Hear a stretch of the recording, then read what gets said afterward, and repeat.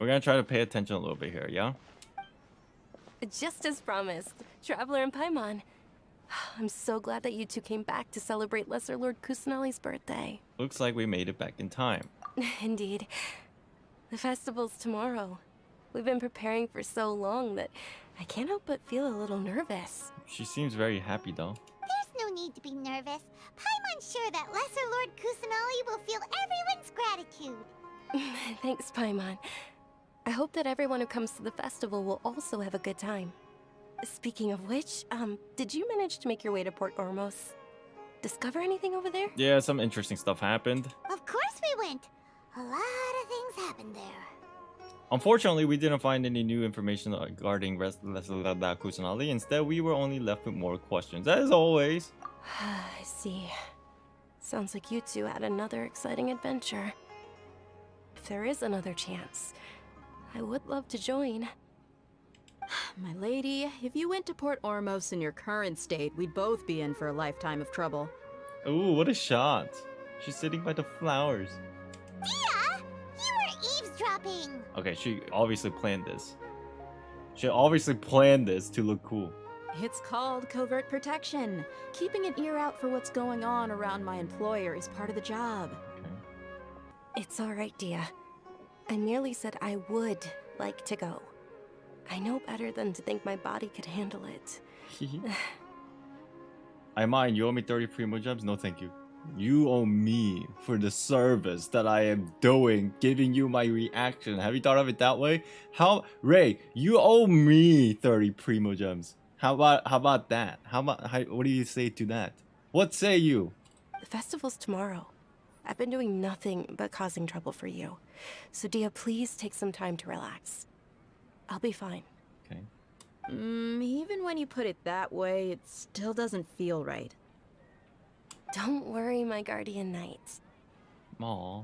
Does she sound like she's exhausted or what? Okay, fine, but only tonight.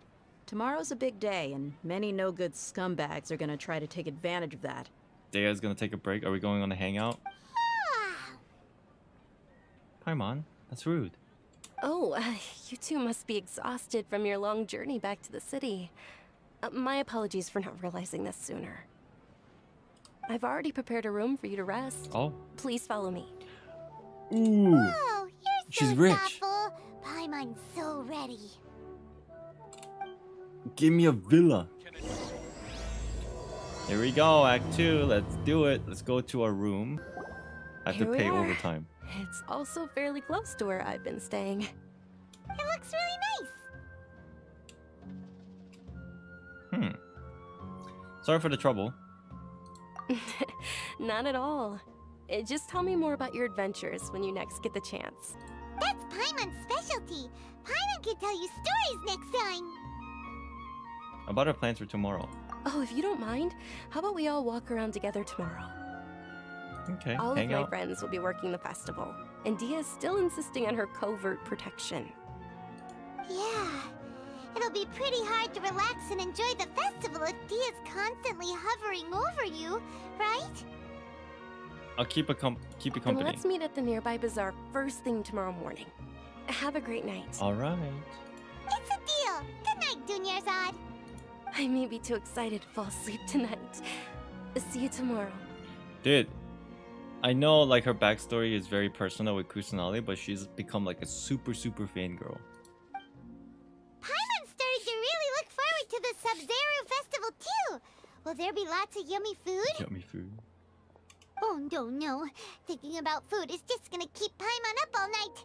The earlier we sleep, the better. Let's go inside, traveler. Okay, I don't want to spoil, but just to let you know, it becomes a bit confusing.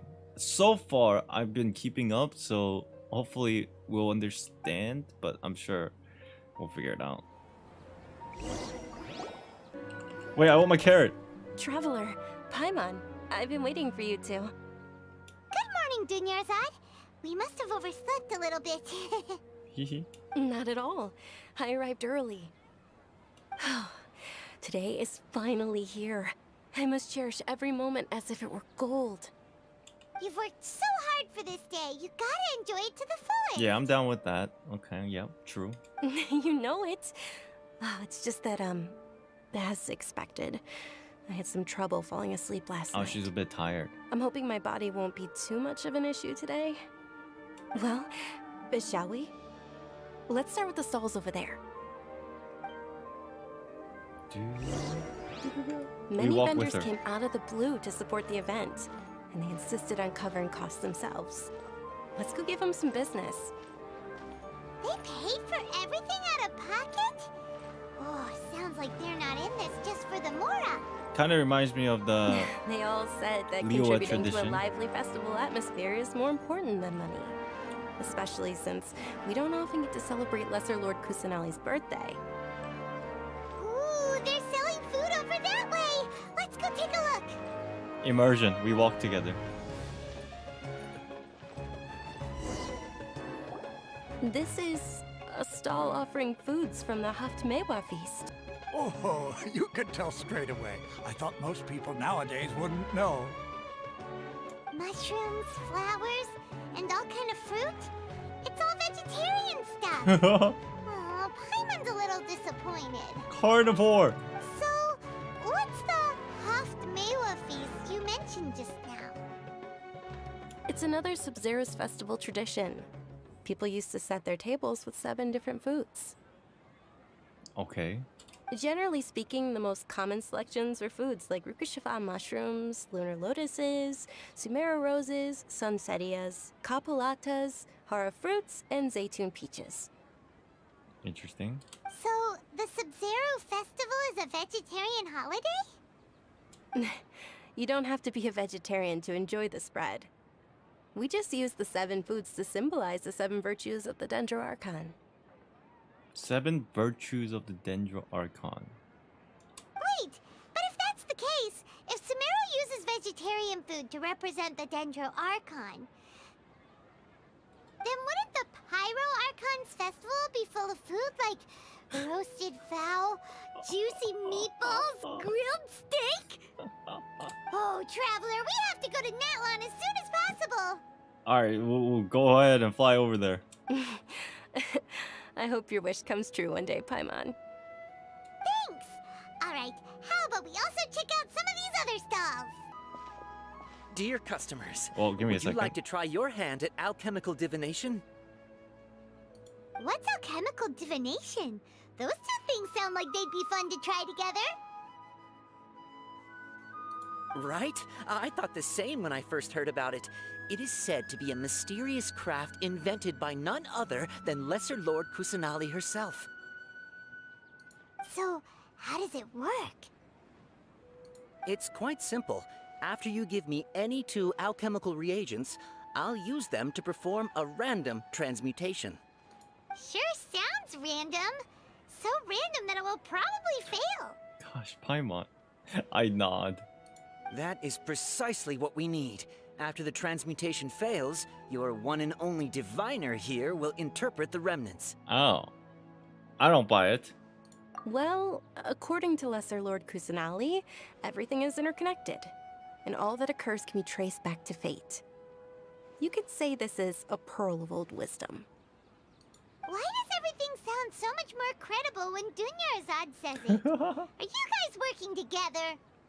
So that's the true wisdom behind it. This young lady sure knows her stuff. So, how about it? Want to give it a try? Yeah, I guess we'll give it a try, right?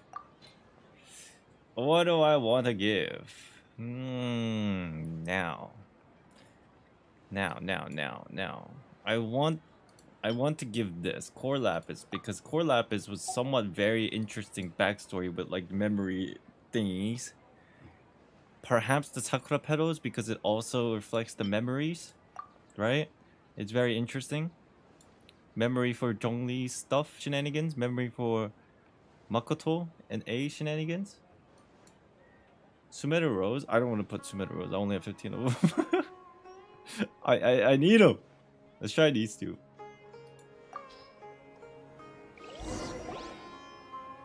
Okay, one moment. It's the moon. This is pre-scripted, I'm assuming, right? Paimon wants to take a look too. Is it? It looks more like a pie that Paimon bit into. Generally speaking, the moon signifies... It means... Wait a moment. Okay, searching. Is he really looking it up in a book? Illusions and lies? That sounds rather ominous. Yes, but this book says that if you trust your intuition and overcome your fears, the sun will surely rise. He's not even trying to hide his book anymore. Naturally, That fate thing. will only ever show you Maybe the I'm beginning wrong. of a I journey. don't know. It is up to you to forge your own ending. Oh, thank you so much. I'll keep that in mind. Oh, it's nothing. I'm just learning as I go. Guess that was still pretty interesting. Okay, on to the next stall. They say the Sub-Zero's festival was very lively a long, long time ago. Large flower carriages used to parade through the city. As they headed towards Port Ormos, people would throw flowers, candy, and liquor all along the way. Dunyarzad's eyes are sparkling right now. She's so happy. I wish I could have seen that spectacle. But if you ask me, I'm sure Nilu's dance of Sub-Zeros would be just as impressive. Wait, you and me are walking like this?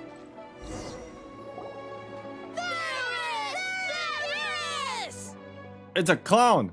Attention! Soldiers, fall into formation if you want any Yalda candies. Oh, this is the guy that's giving out candies. Night of Flowers. I want one. I want one. It's a weird guy with a weird hat. Hey, it's Dunyarzad! Wow! Miss Dunyarzad, the children love you even more than the Yalda candies.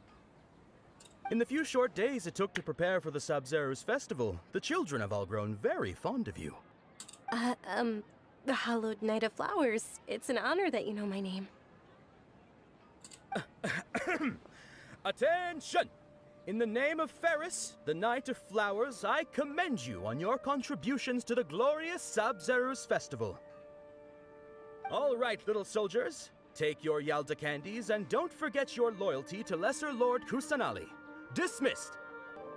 Bye-bye now, children. Wait, she's staying behind. Just what is going on here? Ferris, the Knight of Flowers, is another Sub-Zero's festival icon, and one immensely popular with children. In the past, the actor portraying Ferris would also sit on a flower carriage. It's all thanks to Miss Dunyarzad's sponsorship that the children can make such wonderful memories today. As are we to you, Vihar. Oh, not at all. Oh, speaking of tradition, do you want some Yalda candies? They're a festival staple, and I happen to have some boxes readied here. Take a look and pick whichever one you want. Alright, I'll take one. Whichever one. Paimon's so serious. Don't these boxes all look the same?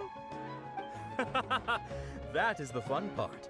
Each box Oh, contains it's a random gacha. flavor. It's up to the luck of the draw.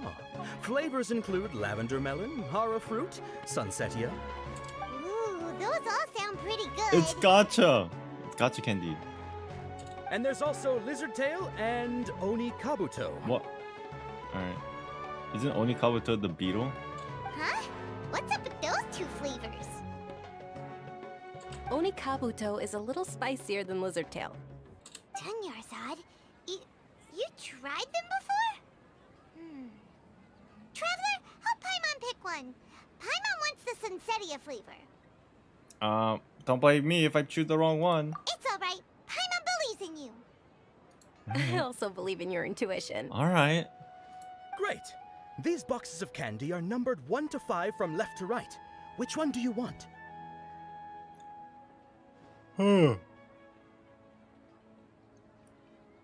I'm gonna pick something that everybody's saying not. I'm gonna pick 3. Oh god, somebody just said 3. I'm gonna pick 5 because nobody said 5. I'm picking 5. 5! It's definitely number 5. Attention! That's unfortunately oni kabuto. The fucking beetle. Looks like cupcakes. I don't even think that looks that bad. Oh, Paimon thought you survived so many epic battles because you had incredible luck. But looks like Paimon was wrong. Oh man, I feel terrible. The Sunsetia flavored candy was in box number 4. How about this? The most important thing is that everyone has a good time at the festival. So please, take both boxes. I win. See? This is what happens if you don't cheat. If you had cheated, you probably only get the Sunsettas. But since I was honest, I get both. Really? Thanks a lot, Knight of Candies. It's Night of Flowers, not Night of Candies. Paimon really wilted the carriageless Knight of Flowers. They all basically sound the same. We got our candy, so let's keep going. Oh, actually, I just remembered that I left something behind. Since you're here, Okay. can you come with me to get it? Sure thing. Dunyarzad, you probably forgot because you're so excited about the Sub-Zero's festival. Perhaps. How embarrassing. We're too late. Who knew the little lady was such an early riser? Whoa. I know, right? Hey, wait a minute. Boss, isn't that her? Wait, isn't this the guy who got beat up? It is. Oh, that most certainly is. We're in luck. She's walking right into our clutches. What's going on here? I'm with her, so they're Those screwed. Eremites don't look like they're up to any good. It's not that guy? Isn't it the leader of the Eremites? Who are you? I don't believe the Homayanis hired you. That's right. We haven't received any of their mora, but I wonder how much the Homayanis would shell out to get you back. Oh, it's probably a different guy because the other guy got arrested. They're a gang of kidnappers. Traveler. It's probably a hurry, different guy because protect the other guy Dunyarzad. most likely got arrested. Let's ready to go. We'll be fine. Let's beat him up. Hey, did you scumbags Oh. even consider that the Homayanis might have hired a merc that outclasses you? Oh, You're Dia. Tia. Dia the Flame Main. No wonder we mercs haven't heard anything about you for so long. You sold your unruly mane to the highest bidder. Don't speak so disrespectfully. My family started working with her as gratitude for her past kindness to us. Don't worry about it, my lady. Just some friendly banter between mercs. One punch and those rabid dogs will expose themselves for what they really are. Imagine if they let us play her right now as a trial. People will go apeshit. Aren't your claws all dull by now? Don't get too cocky. Oh.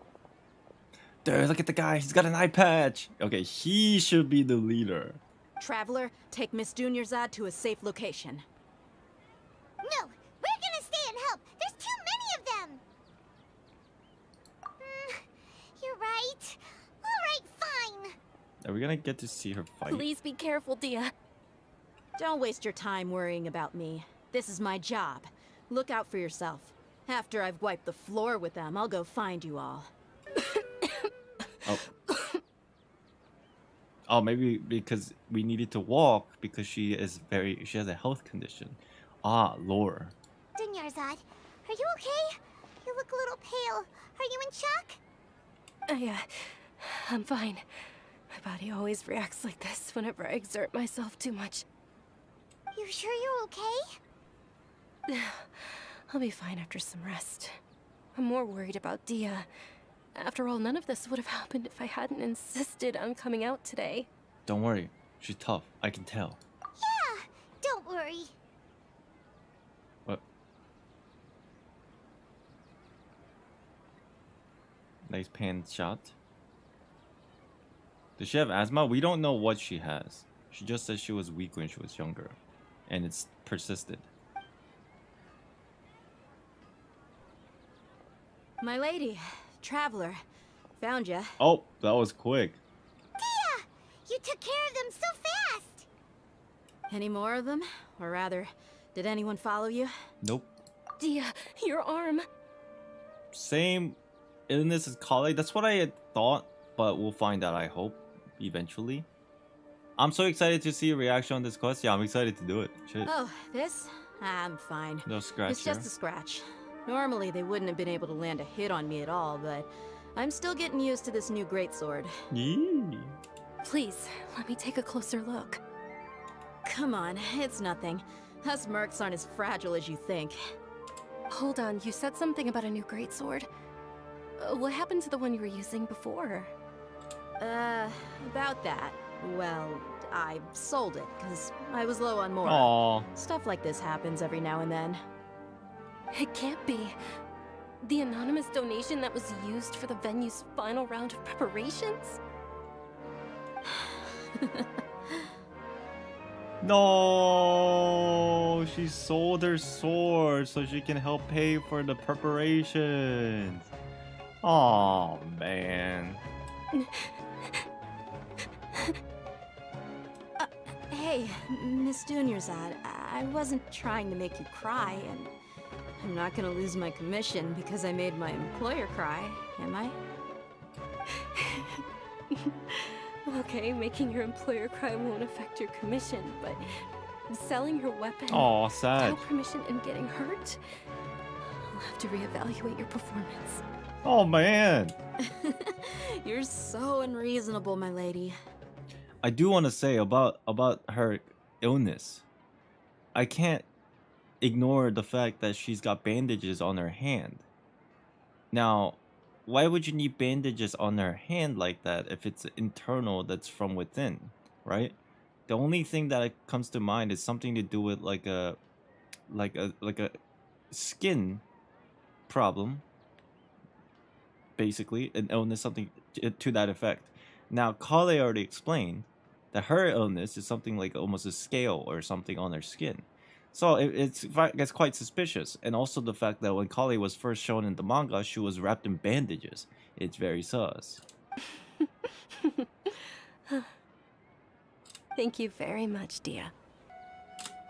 Don't be like that. I get embarrassed really easily.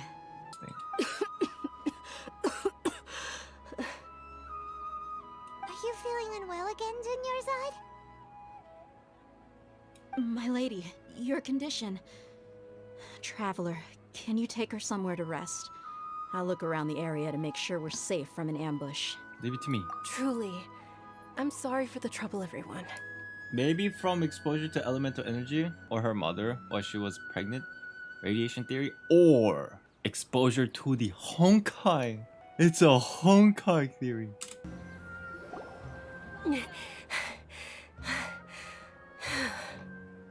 Are you feeling better, Dunyarzad? Yes, much better. Just give me a few moments and I'll be good to go. How bad is your illness? I didn't realize you were concerned about it. I guess I shouldn't continue to keep it a secret. Yes, please tell us. I was actually Oh! born with Elazar. It's terminal now. Oh! I mean, I would like to say that it was a high probability that this was what it was, but I can't believe I was right. Oh shit! But hers is terminal, so she's pretty screwed. Kale is like a little bit. So essentially, I guess this is what will occur to Kale if she is not taken care of. She's kind of using. We're kind of seeing what the effects are through her. Can't believe it's Elazar. Oh shit, Lumine's face. Oh! This is a great thumbnail face. Oh, you've already heard of Elazar. In that case, you probably know about its severity. Sumeru's current medical advancements still haven't been able to find a cure. The disease's progression can only be delayed through environmental therapy. Dunyarzad. It's not scripted, yeah, it seemed like it. There's no need to be sad. I've always lived with Elazar and I came to terms with it a long time ago. Did she ever have a instance that we've seen her with so far, the time we were together, about like being kind of aloofish because of this illness? Something similar to Kale? Like dropping stuff? Or, oh, maybe the wallet. She forgot to bring her wallet. Maybe, I don't know if Elazar is like forgetfulness or it's just like bumping into things. I don't know. Compared to the simple fact that I'm afflicted with this, its effects on my life have been much more painful. I know that my family loves me dearly. They've done all they can to provide the best environment for me so that I can live for that much longer. However, I know I will one day succumb to this. You know what you could do? I know a guy who can stop this illness. You just gotta like deal with this fucking madness. This one doctor, so they call. But I mean, I don't think it's a good idea because they're kind of insane and psychopathic, so. Did you know? Before I ran away from home this time, the world outside of my home didn't even know that I existed. Oh. Since I was a child, all I could do was sit on my bed and stare at everything outside of my window. I'm sure my family's worried and disappointed in me for running away, but I just didn't want to have any regrets. I wanted to meet other people. To me, there's nothing more beautiful than being able to meet and speak with others. Not to mention the incredible time spent preparing for the festival. The joy on everyone's faces here, and all the support I've received from friends like Dia. This way, when my final day does arrive, it will be less sorrowful. Sag. At the very least, many people will remember that I once existed in this world, right? I will remember you. As long as you don't forget Paimon, Paimon also won't forget about you. No, even if you forget Paimon, Paimon will still remember you. Aww. Thank you two so much. I apologize for the depressing conversation. This is out of character for me. Dude, I've been thinking about this last night. I am telling you, I don't know the exact details because there's a lot of missing links and puzzle pieces. But I'm telling you, Baiju has something big to play in all this. Even linking to the gods. I just don't know exactly what that would be. I theorized about this a while ago. And I think a lot of those points in that video also still kind of make some sense. Not maybe direct answer way, but like the different link and spider web of this story. I don't know. Maybe it is copium, but I can't shake off that thought. To be honest, Lesser Lord Kusanali gave me the courage to do all of this. If it weren't for her encouragement, I wouldn't have taken that first step. Thanks. There will always be frustrations in life, but I know that the point of living is not to leave behind any regrets. Wonderful mindset. Oh, right. Isn't it almost time? Huh? Almost time for what? I don't think Baiju would be a god. That wouldn't make sense. I thought that way too, but the introduction of multiple gods, not just archons, but multiple gods of Sumeru is kind of curious. It's suspicious. Maybe Baiju's not really the archon, but was perhaps linked to a god of some sort. Isn't the Dance of Sub-Zeros about to begin? It's the part of the festival that I've been looking forward to the most. So... Nilu will recreate that legendary scene with her most splendid dancing. And the Sub-Zeros festival will conclude amid everyone's applause and blessings. I'm excited. And with that, my wish will also... Then what are we waiting for? Let's go to the stage! Your wish will also... Why'd you stop talking? Yeah, we should still make it in time. Were you not aware that the law prohibits this type of performance from taking place without prior permission? Uh-oh. Over there! Someone's yelling at Nilu! I think I just saw the Academia's Grand Sage. Why is he here in person? But the Dance of Sub-Zeros is one of the key parts of the Sub-Zeros festival. If we can't perform it... Oh, this is the guy from the trailer. The Sub-Zeros festival. The law also prohibits the private hosting of large-scale religious festivals. Only the Academia can host such an event. If you continue to resist, we will have to order an investigation into every single event organizer. The Grand Sage has already granted you much leniency. I advise that you exercise tact. How did things turn out like this? Candace at home. Wow, that's fucking hilarious. The Academia was originally responsible for the Sub-Zero's festival, but they failed this responsibility for many years. I need to speak with them. Don't go. They have the final say in all this. If we force their hand too much, the situation may get ugly. This is a hard pill to swallow, but you're right. Things would only get worse. Art, dance. Aren't you ashamed of pursuing such frivolous and meaningless activities in this land of knowledge and reason? Sir, you don't dream. What's that symbol on his hat? Our Archon created the utopia that is Sumeru City for all scholars who sought validity, verity, and truth, while people like you wish to defile it. Who's your Archon, bro? No. I believe that our Archon never rejected the arts. Even the goddess of flowers dedicated a dance to her. With your lack of intellectual credentials, I do not believe you are qualified to debate with me. What you should be doing is finding workers to tear down this ridiculous eyesore. Wow, that guy is just toxic. He would be so popular on Twitter. When we return, have the scribe draft an ordinance before the next Nyargarbaha Day that prohibits public art performances. We will announce it to the public later via the Akasha. Understood. I will inform him when I return.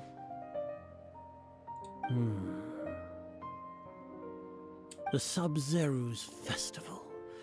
Go celebrate the birth of that god to your heart's content. Oh, this is so sad. This music's not making it better. Nilu, are you okay? Oh, Dunyarzad. You all saw that just now? The Grand Sage ordered us to stop the performance. Yeah. Let's go somewhere the Academia can't find us and perform there. Oh. But how do we let everyone know? And what about the atmosphere and the stage? Dude, this sucks. All the effort they put in here and they can't even perform on this stage because of some asswipe with a monocle and weird ass mustache with a purple garb, weird ass hat. He's like, nah. Or we could get people to block them off so they can't interrupt the performance. Oh. No. They just threatened to investigate the organizers. If we were caught... Nilu, it's alright. Don't worry about it. But you've been looking forward to the Dance of Sub-Zero so much. And I know how important this festival is to you. I don't want you to have any regrets. It's okay. Seeing you care this much about my feelings is more than enough. Oh, she's so sad, but she can't say she's sad because it would just... Oh, man. It would be too risky to continue the Sub-Zero's festival at this point. I don't want to get everyone in trouble. If you say so. But... you can sneak out for the next Sub-Zero's festival, right? We'll make sure the next one is a smashing success. Oh, no. She has a ticking time bomb. Oh, man. The next one. Yes. Okay. It's a promise. It will be a smashing success. Is it because the investment this is how that I've things already turned have out. to these Those characters? heartless geezers. Is there something we can do? It really is okay. There's nothing we can do about it. Still, I'd be lying if I said I had no regrets. I would have loved to see Nilu's dance. Is this what the Honkai Riders are doing to us? Dude, it's happening. It was forced to come to an unfortunate abrupt end. A lot happened today. It's a shame the festival ended the way it did. This sucks. Nilu and Dunyarzad promised to make the next Sub-Zero's festival a success, but Dunyarzad is running out of time. Yeah. Cancel Grand Sage. Beep. All connections have been secured to construct the most stable framework possible. The project has entered its most critical phase. Power has begun to flow from... What?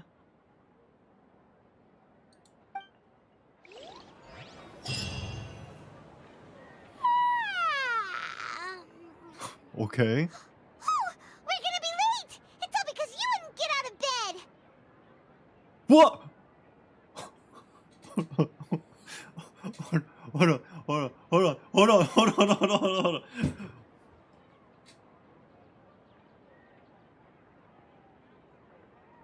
Hold on.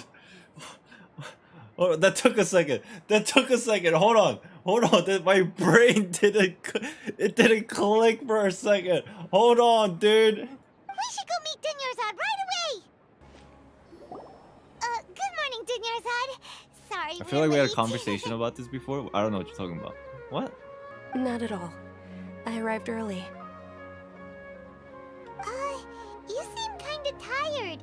Did you not get enough sleep? I'm doing well. There's no need to worry. Shall we go? Let's start with the stalls over there. Lumine feels. Oh wow, she's caught on. She's not dumb. Sure. Traveler? Wait, her Why are you dialogues just are standing different there? though. Let's get going. Huh. Question is why? This is a stall offering foods from the Haftmewa feast. You are quite well informed, miss. I thought most people nowadays wouldn't know. They're all plants. Oh, Paimon's a little disappointed. Actually, what is the Haftmewa feast you mentioned just now? It's one of the Sabzerus festival's traditions. People used to set their tables with 7 different foods to symbolize the 7 virtues of the Dendro Archon. Remnants appear to be in the form of the moon. Really? Paimon thought it looked like some kind of food. It's not identical. It's different. But it is a loop. The moon signifies...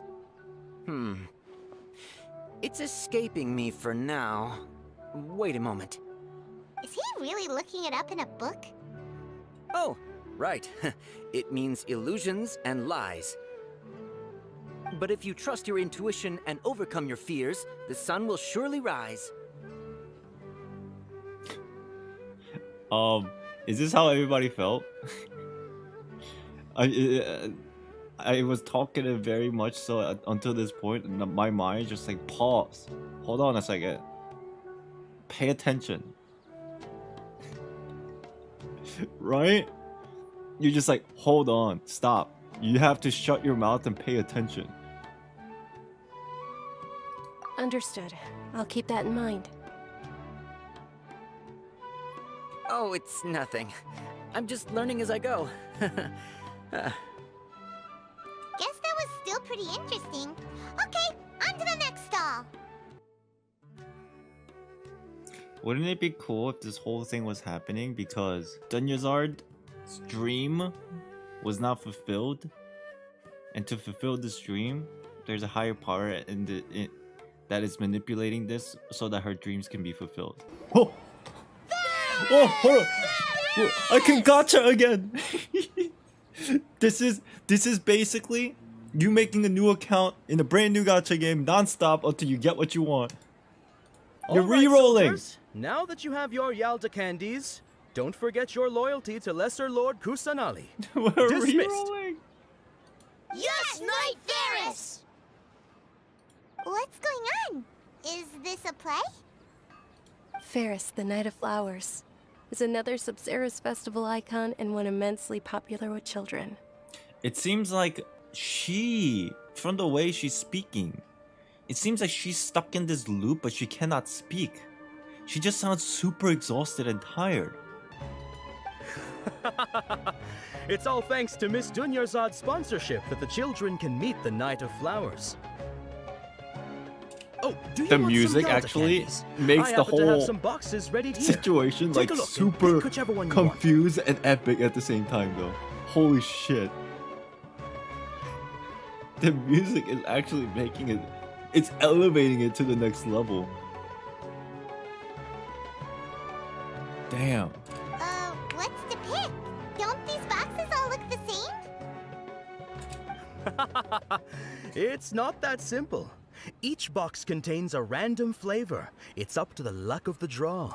We can Flavors talk about include the lavender melon, lore, horror fruit, conversation theory stuff sunsetia. after we're done, yeah? Because I really want to take this in. Ooh, how interesting. And there's also lizard tail and oni kabuto. Wait, I already know what the answer is, though. It's number 4. Ugh, why do those flavors even exist? Sansietta's number 4. Traveler, help Paimon pick one. Paimon wants to eat the Sunsetia flavor. Great. These boxes of candy are numbered 1 to 5 from left to right. Which one do you I'm gonna want? try 4.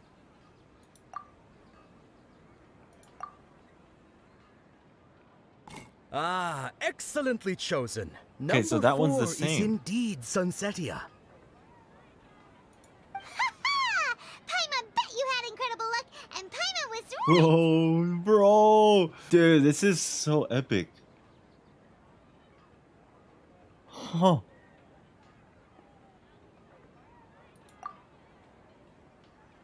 Dude, Lumine is thinking so hard. And I love it. Huh? How's that possible? It's obviously random. Why do I get a sense that I have a deja vu?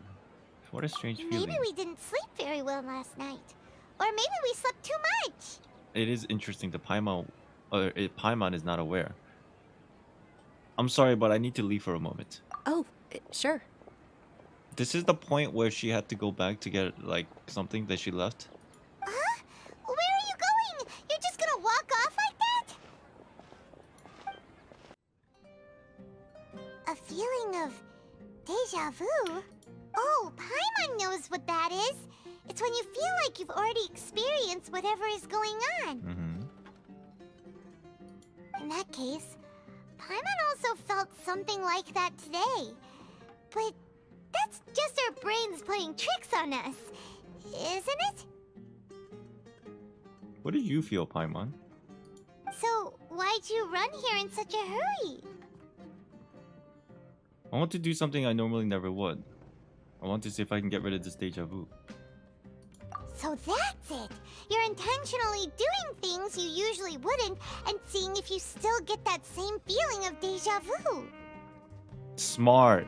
Lumine's 5-head. Welcome, you two. Are you here for lunch? What would you like to eat? The triple C, please. Got it. You don't look like you're from these parts, but I gotta say, you've got good taste. I'll give this order to the kitchen. Coconut charcoal cake? Isn't it that burned thing that didn't look tasty at all? Maybe he just forgot. Oh, Paimon understands what you're trying to do now. You'd never normally order something like this.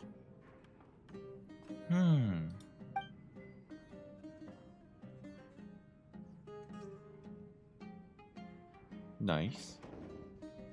That thing? Are you really gonna eat it? Isn't this going a bit too far? There he goes. Yeah. Ah. How was it?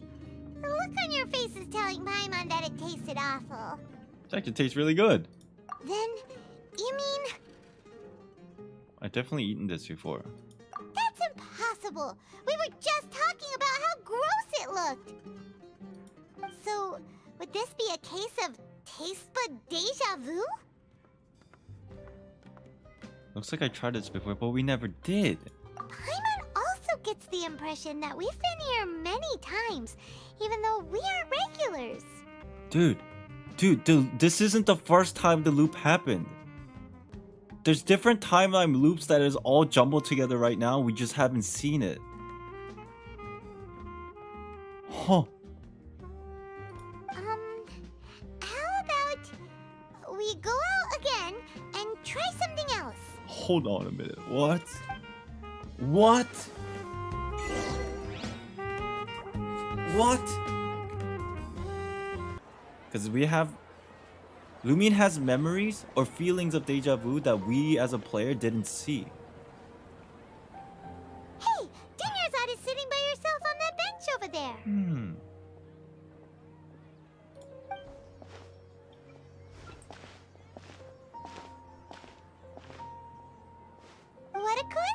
Dunyarzad. We meet again. Why are you sitting here all by yourself? Oh, I ran into some kidnappers just now, but thankfully Dia came to my rescue. I started to feel unwell after that, so I sat down here. Kidnappers? Oh my goodness, are you hurt? I love how the zoom in is in the center of the zoom in is Lumine's face. Wow, yo, that's a really good technique. Did you see that? The zoom in wasn't just central lines; it was towards Lumine's face. It's like a little bit of an editing thing that not a lot of people notice, but that's really impactful. I'm okay. Dia's arm got scratched, but it isn't serious. Whew, that's a big relief. But, Dunyarzad, you seem a little down today. It's the Sub-Zero's festival, and you've been looking forward to it so much. Not at all. I've always been like this. Excessive physical exertion or strong emotions tend to aggravate my illness. Besides, no matter how amazing today may be, it is but a single day. After however many more days, my time will come to an end.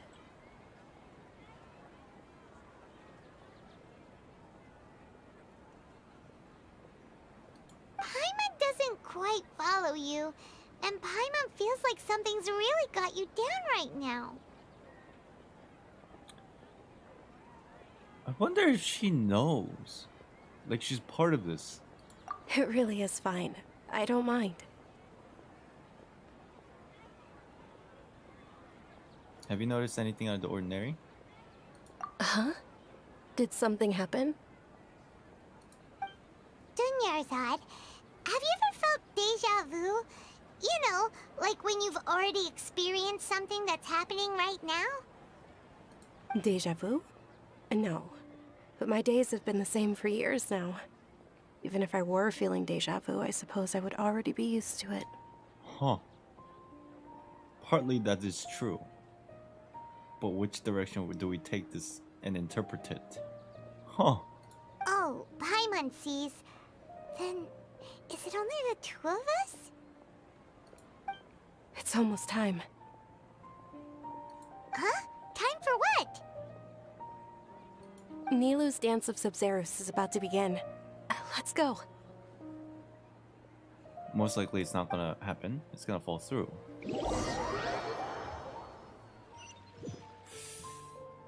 Huh. Where are we? Okay, we are here. With your lack of intellectual credentials, I do not believe you are qualified to debate with me. So everybody's What you should be involved. doing is finding workers to tear down this ridiculous eyesore. But they don't know, perhaps. But what was that voice? When we return, have the scribe draft an ordinance before the next Nyargarbaha Day that prohibits public art performances. We will publicly announce it later. Okay. Understood. I will inform him when I return. The Sub-Zero's festival. Go celebrate the birth of that god to your heart's content.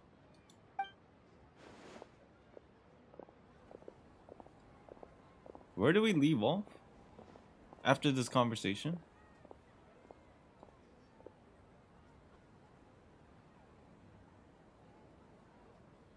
Nilou, are you okay? Oh, Dunyarzad. The Grand Sage ordered us to stop the performance. Wait, when did she take her bandages off? We skipped the whole bandage dialogue. Because we didn't go with her to pick up whatever she left at home. Wait, what was the order fuck? Now I'm fucking lost and confused. It's okay. There's nothing we can do about it. But you've been really looking forward to this. I don't want you to have any regrets. It truly is unfortunate, but I don't want to cause trouble for anyone. Didn't the Grand Sage say that he might investigate the organizers? True, but... well, okay. We'll just have to try again next year. The next festival. I probably won't be around by then. Grand Sage. Wait, what did you just say? Dude, she let the beans out. It's a different ending this time. No, nothing. I'll be heading back to rest. Thank you for your help, everyone. This is a little bit more of a depressing end of this loop. Paimon can't believe what those heartless geezers did! Huh. For some reason, I felt this outcome was inevitable. Did Dunyarzad already go back? We should also return and get some sleep.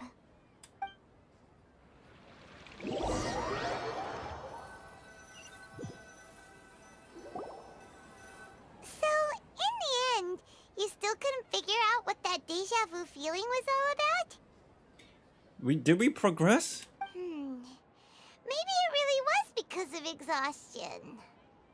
I'm feeling pretty groggy. I haven't thought about it, but my head does feel very heavy. Same here. That's why Paimon stopped thinking about it halfway through the day.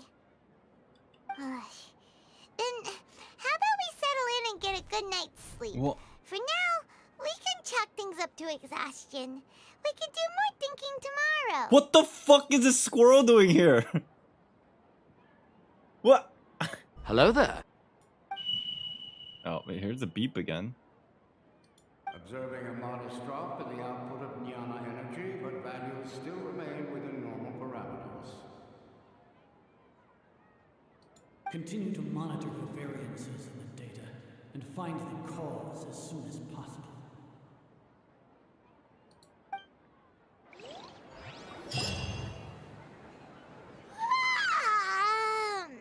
Why does Paimon feel so tired after so much sleep? Anyway, we should go meet Dunyarzad right away. Good morning, Dunyarzad. Sorry to keep you waiting. 도루마무. Not at all. I arrived early. She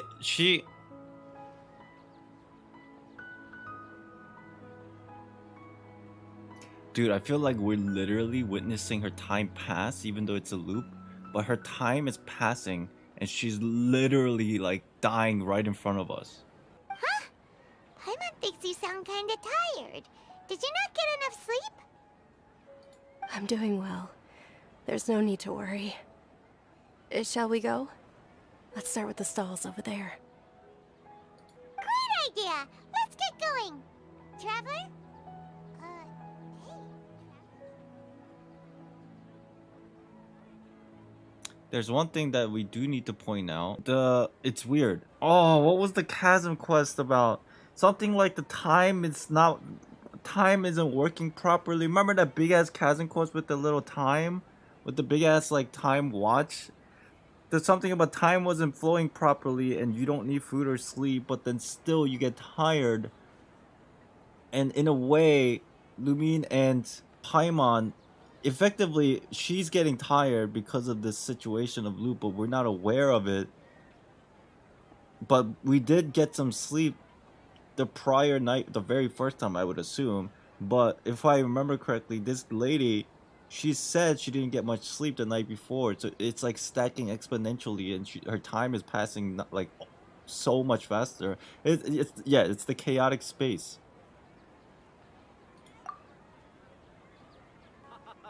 It's all thanks to Miss Dunyarzad's sponsorship that the children can enjoy the Sub-Zero's festival. Oh, are you interested in Yalda candies? I have some boxes of candy here. Pick whichever one you want. Not much of a choice. All these boxes... It's not that simple. Each box contains a random flavor. I'm gonna It's skip up to this the because luck we of already the know draw. this. They all sound pretty tasty. I mean, some of these, I'm just like, yeah, okay. And there's also lizard Yep, tail. okay. What were those last two? Maybe I shouldn't because it breaks immersion. She'll help me choose. Paimon wants to eat the Sunsetia flavor. No problem. These boxes of candy are numbered 1 to 5 from left to right. Which one do you want? Sus music. Ooh. Wait, they're all number 4s. Oh, I like your confidence. No hesitation at all. Oh, congratulations! Number 4 is indeed Sunsetia. our freedom of choice is being robbed because of this repeating cycle.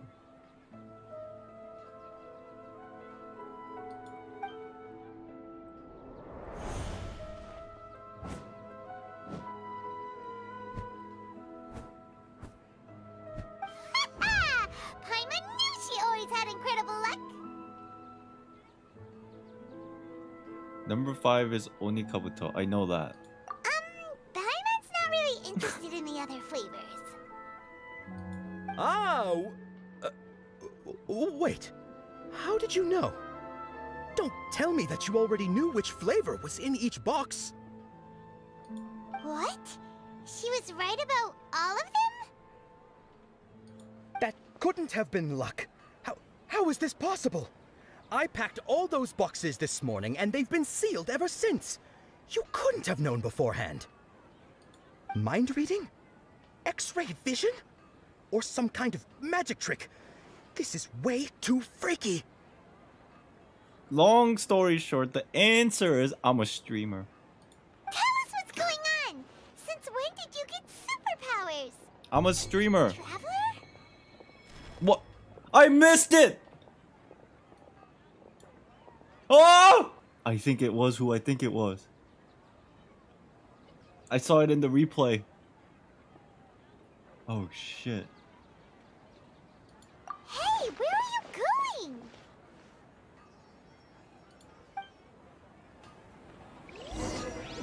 What's going on? Did you see something?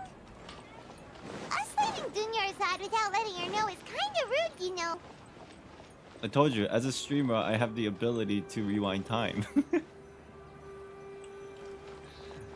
I can see 5 seconds into the future. Oh! Oh! She's in the game!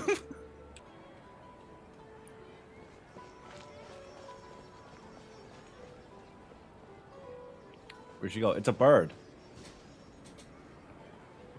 What are you looking for? Why did we come here?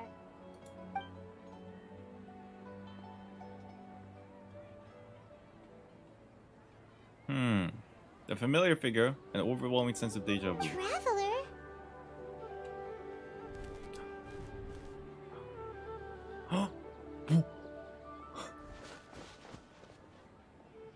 What?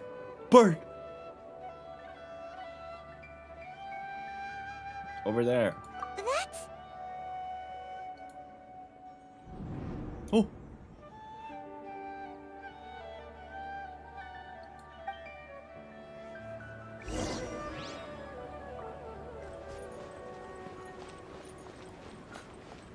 Oh!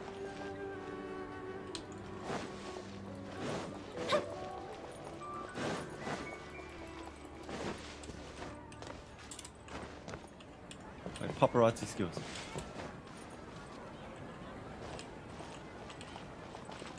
No!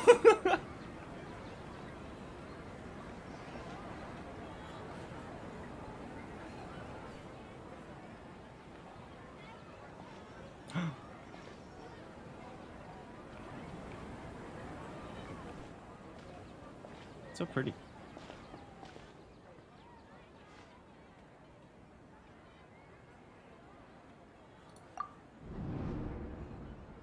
Look! That's... Isn't that Dunyarzad? Okay, what the fuck is going on? Does Paimon not... What? What's happening here? Why are there two Dunyarzads? Are these memories layered on top of each other? You already know that this isn't your first Sub-Zero's festival, don't you? Yes. Yes. Alert. I'm sure you already know how to use this. Yes. A knowledge capsule? Where did you get it? What's inside? I guess there is no need for introductions. It seems like we're both aware of who each other are. You should use it too, Paimon.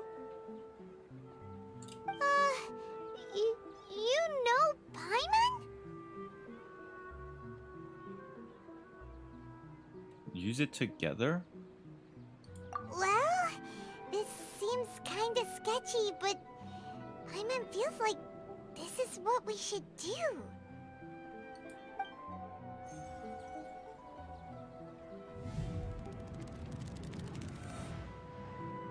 Oh, what the? Memories. This is our 20th time at the Sub-Zero's festival? Huh? No. The 30th? 40th? Just how many times have we been to the Sub-Zero's festival? Bro. Have we been trapped in a single day? If it weren't for you, we wouldn't have even realized. I mean... no, Nahida. What the heck was inside that knowledge capsule? Your memories are still scrambled? Try your best to remember. This isn't the first time we've met, and I answered that question a long time ago. Let Paimon think. Oh, it's coming back. Meeting you was the real catalyst for restoring our memories, and the knowledge capsule was just your means of showing our minds the way. This is so well written. It's insane.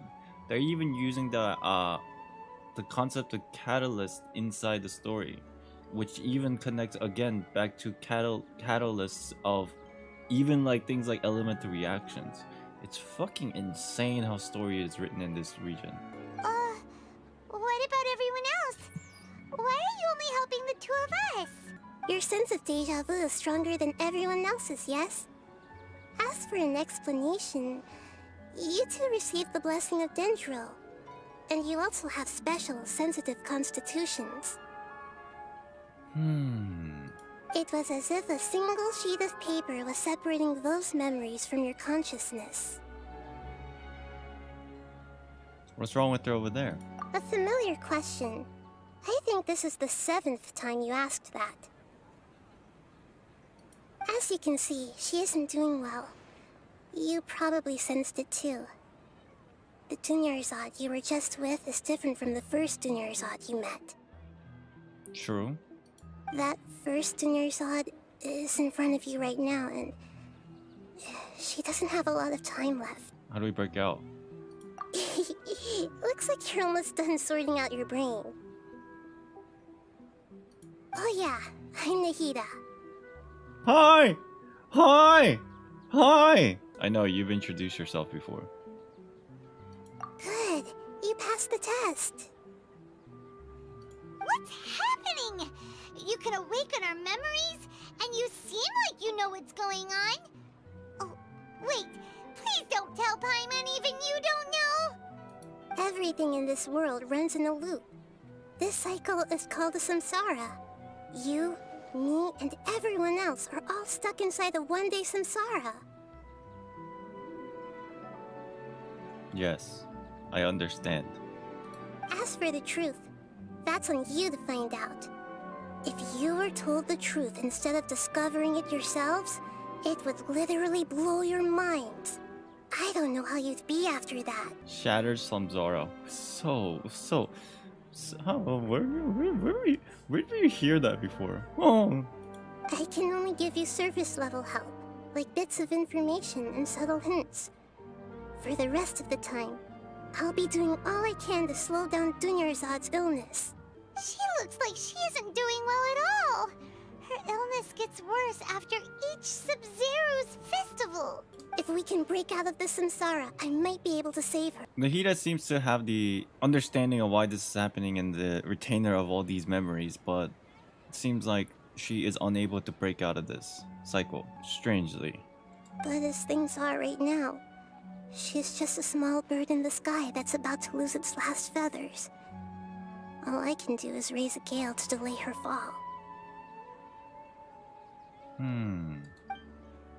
You sure love to use weird analogies. Analogies are wonderful tools. They let you use existing knowledge to understand unfamiliar things. True. Okay, so, with what you know so far, what do you think the truth is? Oh, this is so much to consider and take in, and just where do I go from here? Let me recollect my thoughts. What is this? When you enter a state of contemplation, you can choose any text entry to interpret it. This interpretation process involves analysis of the text entry, may yield new entries. Once you've interpreted it, you may submit the text as a conclusion. Some text entries can be associated with one another once interpreted. Select associate to choose the other text entry, and select trigger association. You can gain new text entries by performing accurate associations. If one of the text entries of the current page can be used as a conclusion, then select that entry before choosing submit conclusion. The Sabzeruz Festival Samsara. Interpret it. We've already experienced the Sabzeruz festival many times. And the day of the festival seems to be in a perpetual samsara.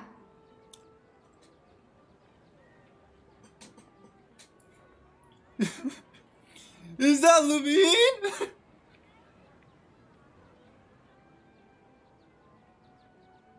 Oh man, I should have played this in Japanese, man. Fuck, man, I should have played this in Japanese.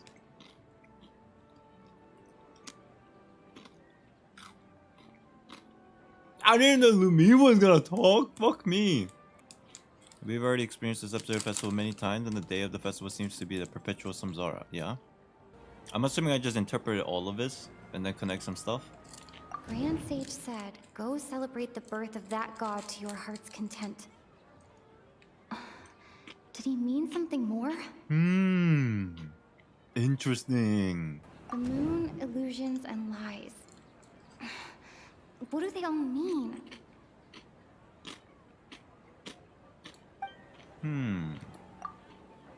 What's happening right now seems to have happened before. This feeling has been getting stronger and stronger. My mind feels exhausted, even though I haven't done too much thinking. What is going on? Seems like I have to use this to associate with Deja Vu.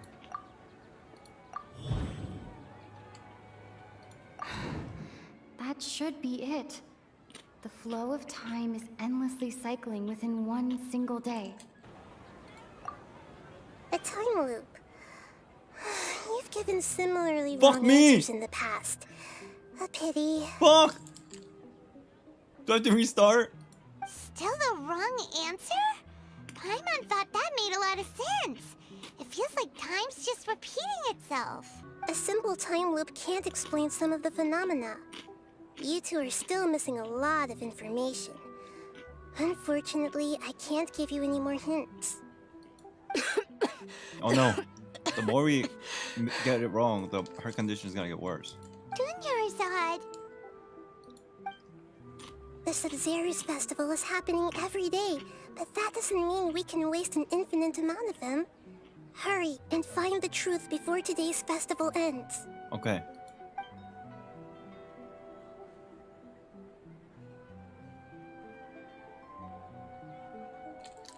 Let's think about our current situation. To save Dunyarzad, we have to escape the samsara of the Sub-Zero's festival. And to do that, we need to figure out what's happening. The truth. Okay. Nahida rejected the idea of a time loop, so we must have missed something, right? Paimon's memories say that we've already done this many times, but let's go talk to people again. It's more productive than sitting here and scratching our heads. Why don't we start with those stall owners? Oji-san, konnichiwa! よう、また来たのか。あのなかなか通なお嬢さんは。あいつは体調が良くないんだ。そうか。それで戻ってきたのは何か買うためか。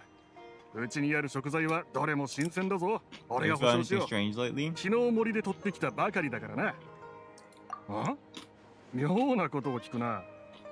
昨日は急いで森から帰ってきて、今日もいつものように品を売ってるが、Kind of want to お talk to か the しな感 kids, 覚は何もなかったぞ。 the children, to see if it's affecting them. えっと、 Because they don't use the Akasha thing. Maybe that has something to do with it. Who knows? 昨日って本当に昨日だったか？昨日のお前は本当に急いで森から帰ってきたか？ You forget Rosa? What, Paimon? なんだ、デタラメな哲学かなんかか？お前ら白チュームでも見てるんじゃないか？知ってるだろう。俺たちスメール人は夢を見ないって。そんなに夢が見たいんなら他の人を探すんだな。I think we should talk to kids. あながち間違ってないかもな。これって結局夢なんじゃないか？そうだったな。でもスメール人が夢を見ないのって結構変な現象だよな。何が原因なんだろう。でも確かにただの夢ならとっくに覚めてるはずだ。もうちょっと話を聞いてみようぜ。お、君たちか。僕の占いがあまりにも的確だったからわざわざ褒めに来てくれたのかな。おお、やっぱりだから神の占いは当たると言ったんだ。君たちの理解が及んでいなかっただけみたいだね。おいおい、なんでそんなに舞い上がってんだよ。そういった状況 So に we're going なっ back たから to these お前の stalls と that こ we ろにまた来たんだろ。 encountered to see お if 前 like の what's 占い actually で going 問 on. 題を見抜いてくれないか？僕に見抜いてほしいと。それはあまり得意な分野じゃないんだけど。My read powers is rising and I don't even need to read the subtitles. It's true! まだ未熟だってことだろ。認めろよ。それで一体何があったんだい？ We're trapped in a... I don't want to say that to him. He's like, you're crazy. 待ってくれ。てっきり財布を落としたとか詐欺にあったとかそういうことかと思ってたよ。で、今のって本気で言ってるのか？そんなこと現実的に考えればありえないと思うけど。すご Just い。 so I can hear a voice in すごいぞ。 Japanese and I'll probably change it back. もちろん信じるとも。君たちを占った時の内容だけど、今思い返してみれば月、虚言、嘘とまるで何かの前兆を表してるかのようだったろ。確かに関係がないわけでもなさそうだな。他にも何かわからないか？神が与える啓示はぼんやりとしたヒントに過ぎない。具体的なことを正確に把握できたとすればそれは神の領域だ。自分の直感を信じ心の中の恐怖を克服すれば太陽は必ずや昇ると。そっか、やっぱり占いは占いだな。 Damn, right in front of his 問題 face. そのものは解決できないみたいだ。 She's basically saying, you are no help. 収穫はほとんどなかったけど他に話を聞けそうな人はいるか？ Deja! 確か輪廻の中の何日かはあいつのところに行ってたな。でもあいつはずっとオイラたちにからかわれてるって思ってたぞ。 She cares a lot も about う一回言っても結果 Dunya's は変わらないんじゃないか？確かにリシアは傭兵としての責任があるからそれなら本気で取り合ってくれるかもしれ Okay, ない。 maybe she'll be able to help. 確かこの時間はリシアが人さらいたちを撃退した頃だよな。探しに行こうぜ。 You're so smart. Oh, thank you. 問題ありません、お嬢様。ただのかすり傷ですので。 Oh, we've been through this conversation too, yeah. タイミングバッチシだな。やっぱりここにいたぜ。パイモン、それに旅人。ちょうどいいところに来てくれた。聞いてくれ。実はさっき危険な連中が。 You beat the kidnappers. Wait, the real one's laying down and this is her. Why are there two of them? It's just a mirage, I suppose. 見ていたのか。ならすぐに来てくれてもよかっただろう。お嬢様を守ってくれる人がいれば、私も全力を出せるってもんだ。 Try Paimon menu to skip one day? That's interesting. 今 Maybe な I ら手 will を try 貸して it. くれないか？近くに共犯者がいないか探しに行くから、旅人にトニアザードを休めるところまで連れて行ってほしいんだろ。 Oh my god, Paimon just make it very, not even making it subtle. Just like, I got the memories. Yeah, this happened. 確かにそうだが、なぜわかった？もう一つ決定的な言葉があるぜ。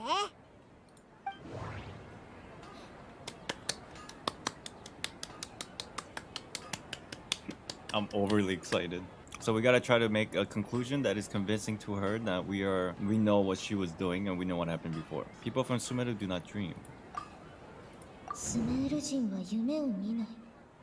奇妙な現象だ。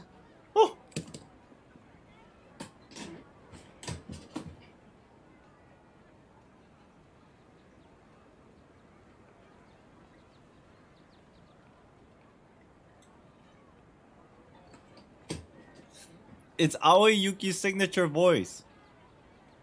If you know, you know. It's literally her signature voiceover. I'm so happy. I just did not have enough dialogues from Lumine for me to hear it. Besides, like in the game, I guess it's literally. I mean, there's a dialogue option in the menus, but it's literally her signature voice. I'm so happy. I'm so happy. There's Claymore. リシアはお金を集めるために自分の体験を売った。そして新しい体験に慣れていないせいで怪我をした。Sorry, I'm just fangirling right now. That is a very good conclusion. 月、虚言、嘘。That's very vague. これは何を意味しているんだろう。 To tell Dea. それほど考え事をしていたわけでもないのに、頭が異常なまでに疲れてる。一体どういうことだろう。I think Dea's Claymore is the best conclusion for her, in my personal opinion. 言ってやれ。 You got injured because you aren't used to your current greatsword. You sold your greatsword to support the festival. Very convincing. このことはお嬢様を含めて誰にも言っていない。あんたは知らないはずだ。それにさっきも she's on her side now. 私の言いたかったことを先に口にしていたな。一体どういうことだ？ If it was memory loss, you could have technically given that alchemist infinite staff already.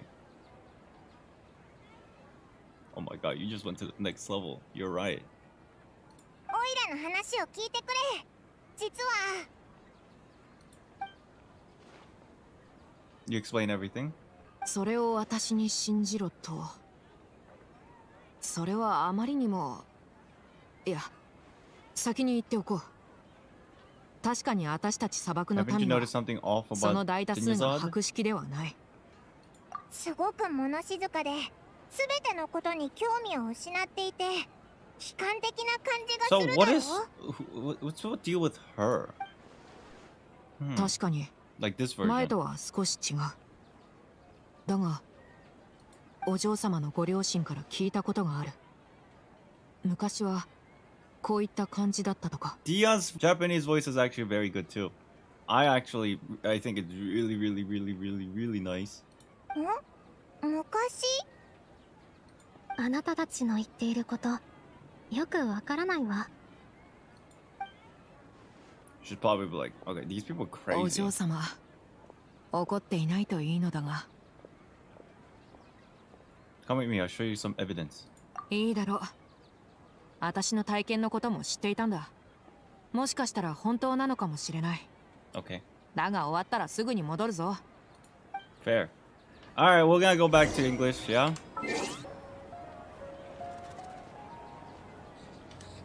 Nahida, we brought a friend. Are you busy?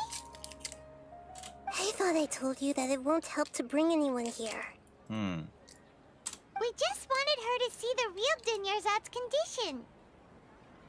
The real Dunyarzad? Where and who are you talking to? Yeah, they can't see him. Huh? I figured as much. I told you that you two are special. Other people can't see me or Miss Dunyarzad here. Dia's probably like, okay, what the fuck? These people crazy.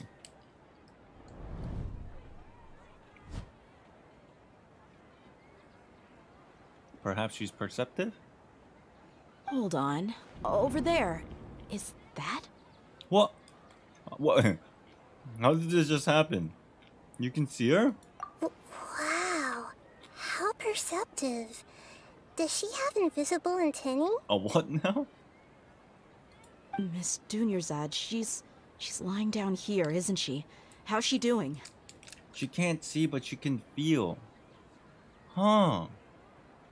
Her condition's really bad, and she's basically in a coma. How did you know she was here? I can sense her aura. There are also lingering feelings of something like regret or disappointment. What happened? Is this like her sixth sense? Do you believe us now? The Sub-Zero's festival has been repeating itself. You begin discussing the issue with Dea? So, okay. You think the sages are behind this? Interesting. Yeah, they've always been against us. Wouldn't surprise me if they're using the Akasha to intentionally repeat the Sub-Zeru's festival as a sick joke. You have a point. Aside from the Dendro Archon, the Academia's sages are the only ones in Sumeru who could pull off something like this. Maybe there's more to the Akasha than we know. This is sauce! Ada, can you tell us about the Akasha? Right! Didn't you awaken our memories using something that looked like a knowledge capsule? That means you must know something about the Akasha! The Akasha relies on the power of a gnosis to operate, as it is the manifestation of the God of Wisdom's power. It compiles the wisdom of the entire populace, and it grants knowledge to the people. Chat, I think this is very important, but I think we already kind of knew this. Previous God's Legacy kind of thing. A gnosis could do that? No wonder the Akasha is so magical. It's being powered by the gnosis of Sumeru's Archon. So it's in a similar fashion to Zhongli's Gnosis being able to create Mora, the Dendro Gnosis, this is like its special perk. A quirk. Ability.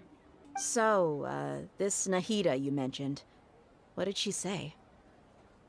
We don't know what the Electro Gnosis and the Animal Gnosis does as like a perk or a quirk, because it wasn't really utilized, but She said, and Paimon quotes, "The Akasha relies on the power of a gnosis to operate, as it is the manifestation of the God of Wisdom's power. It compiles the wisdom of the entire populace, and it grants knowledge to the people." Paimon has really good memory. Holy.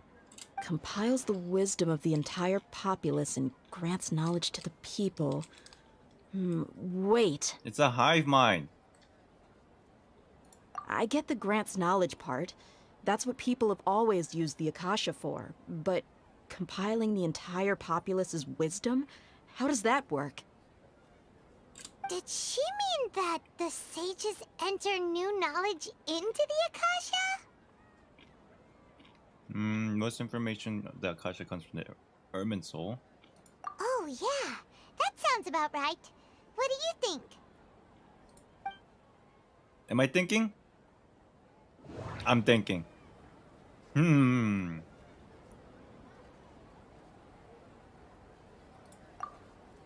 Okay, Nahida said, the Akasha relies on the power of a gnosis to operate, as it is the manifestation of the God of Wisdom's power. It compiles the wisdom of the entire populace, and it grants knowledge to the people. Oh, was there more? Fuck.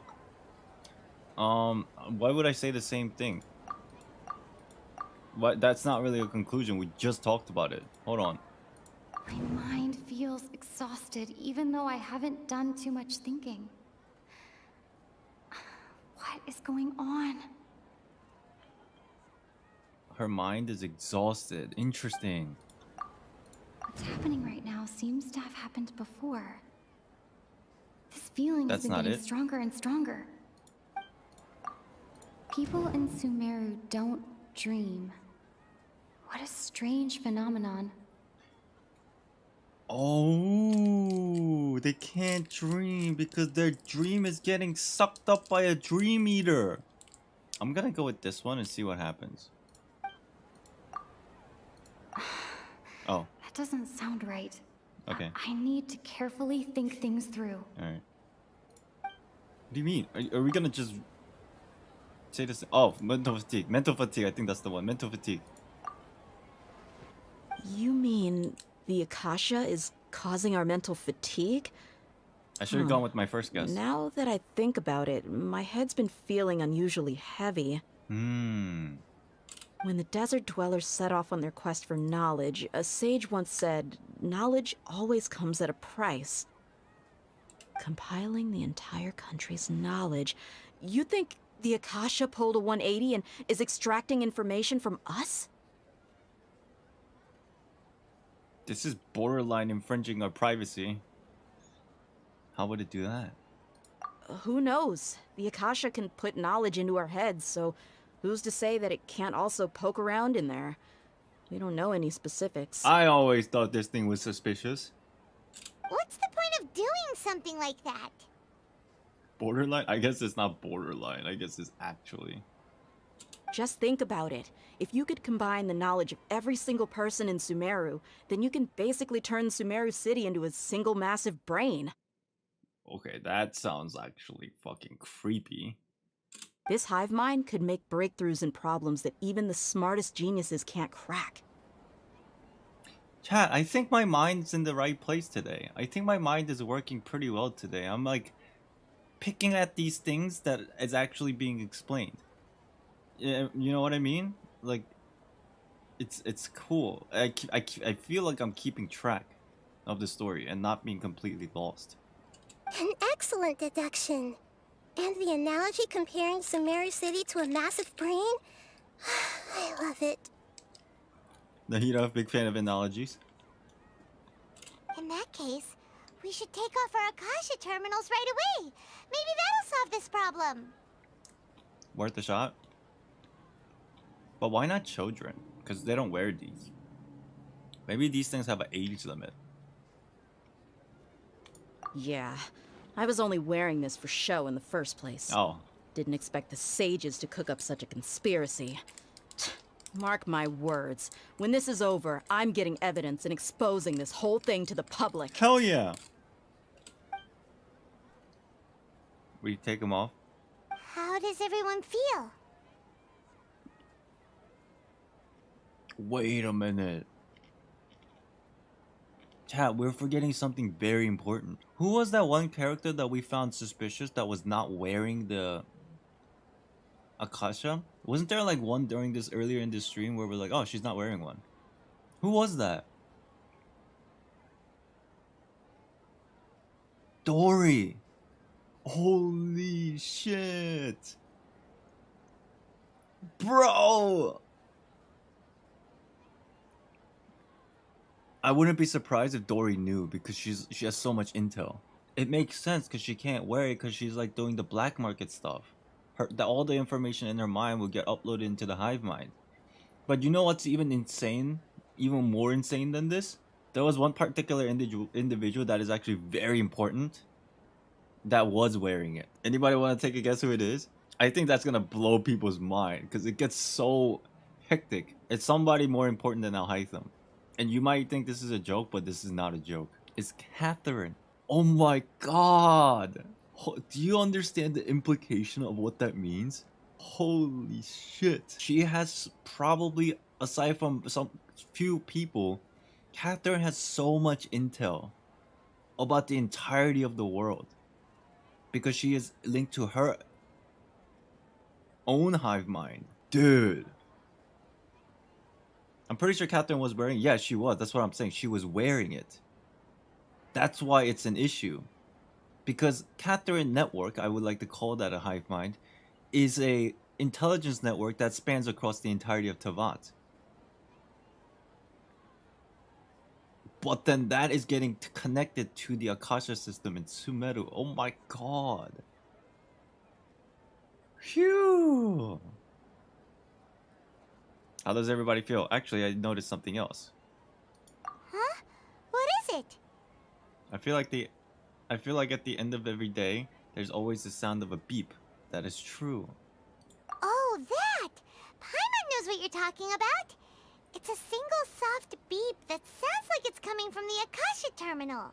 That is sauce. So on sidetrack, this is very, very close to the entirety of what's happening in Honkai right now.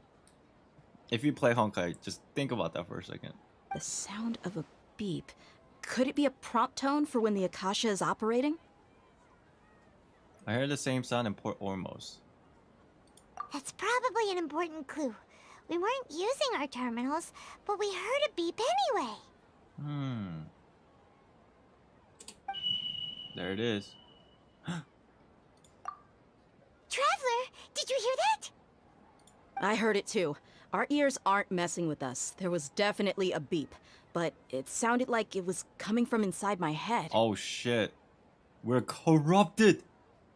The screen's fading. We took off our Akasha terminals.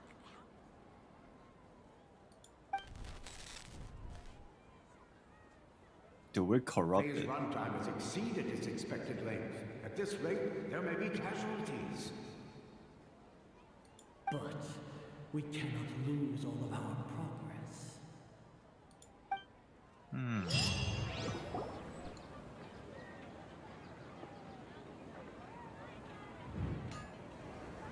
We went back.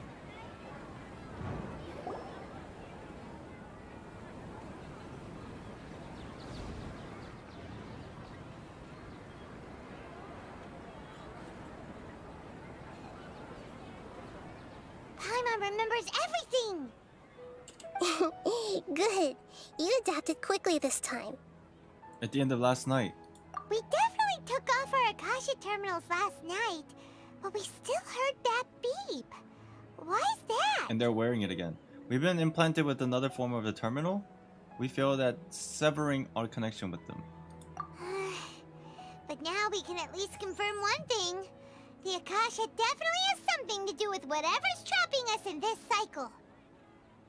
You know whose fault this is? This whole issue stems from that one guy, the first guy that we encountered as we were walking towards the gate of Sumeru City.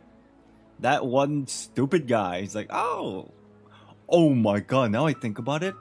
Dude, that guy specifically said, it used to not be this way, but lately we decided to give the Akasha to everybody that travels in. So when did they change that? When did they make a determination of like, okay, now we need more. Oh shit. Oh, Paimon doesn't get it. Why would the Akasha go this far if all it wants is everybody's wisdom? It's extremely difficult for lab rats in an experiment to understand why they're being treated the way they are. another analogy by... Okay, very good.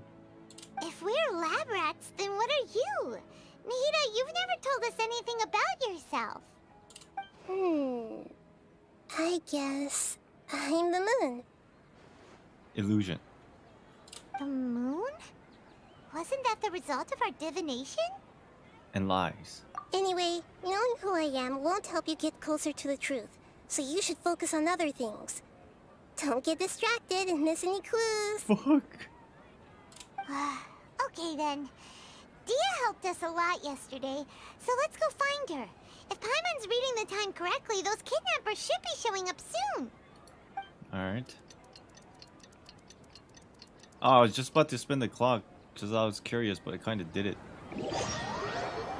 Ah, there you are. I've already taken care of those kidnappers. My lady, did you get hurt? Dia? What's wrong? Why are you both gawking at me like that? She doesn't have the injury. You didn't get hurt this time. The ending explains it all pretty well, but also leaves a lot of open on what direction things can go. I see. Huh? What do you mean this time? Why are you so surprised that I managed to get out unscathed? Those kids were amateurs. She doesn't remember. Maybe because she wasn't exposed to the capsule.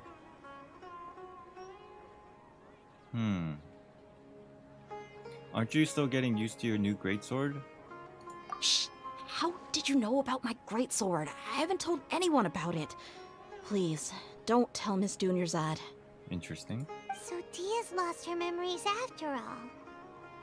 Did anything feel strange? Anything strange? You already know that I got a new greatsword. Oh, sorry. Shit, my bad. If I had to say something, it's weird how such a new weapon could feel so familiar. Oh, it's because she's been using it so often now.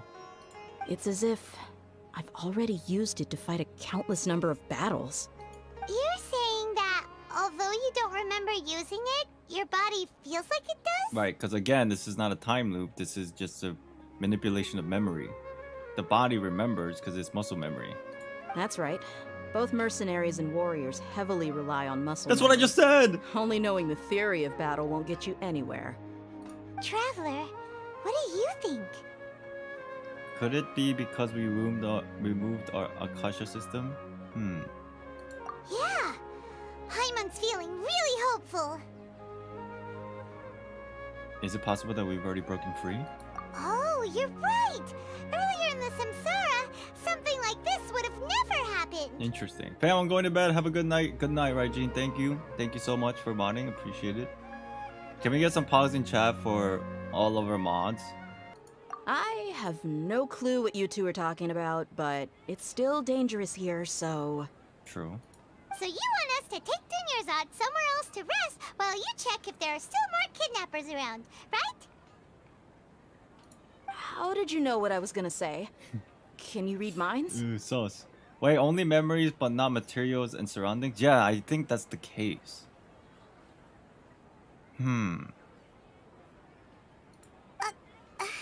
Forget it. Go and do your thing.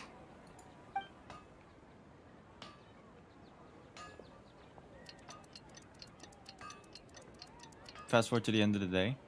Whew. It's finally nighttime. Aside from Dia not getting injured, everything seems to have stayed the same. Listen, Nahida, we found out that Dia got out just fine today, even though she got injured every other time she fought the kidnappers. Do you think the Samsara has been broken? Have we saved Dunyarzad? I don't know if it's that simple. Really? Good job on all that progress. Get some good sleep tonight. I feel like that's kind of a false promise. Hey, what kind of an answer is that? Tomorrow will come. Everyone assumes this is common knowledge, but the only way you can know that for sure is if you experience tomorrow. Oh shit, this is so deep.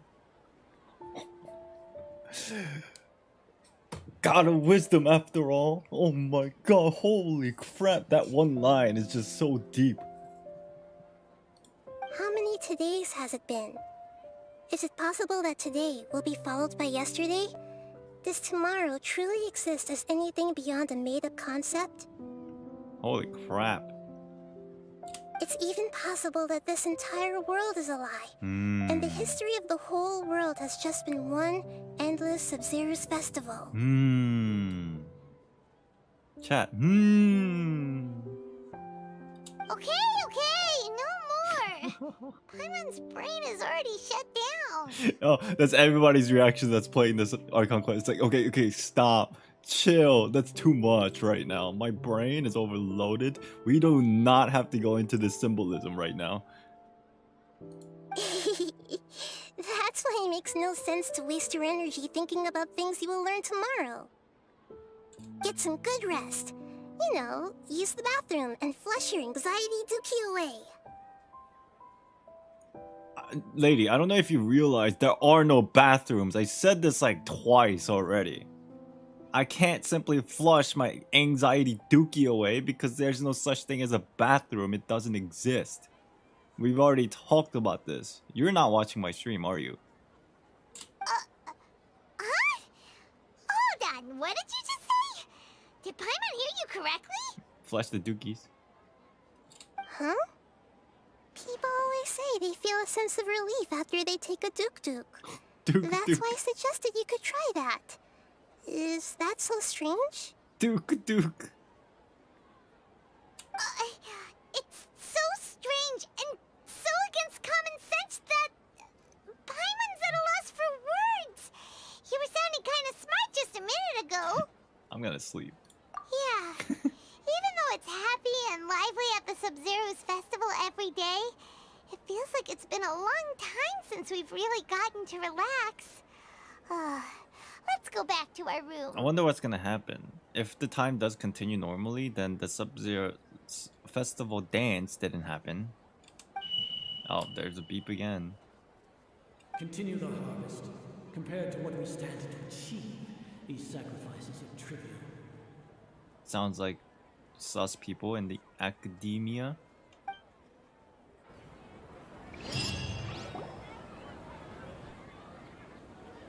We're still in the same day. Oh, shucks. Nahida, you already knew last night that we didn't break out of the Samsara? Why did you tell us?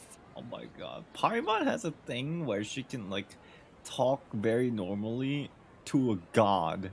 Any god for that matter.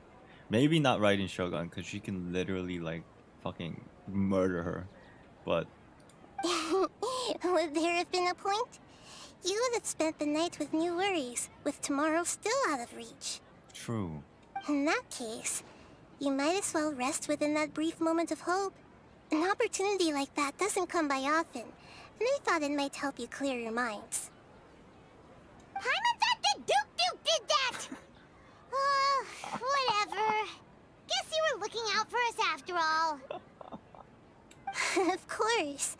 In the time we've been together, you two have been everything to me. Oh. Paimon's flattered and everything, but maybe you're taking things a little fast. Well, it is. It does make sense because nobody can see her except us. Weirdly, that's gotta be pretty sad and depressing.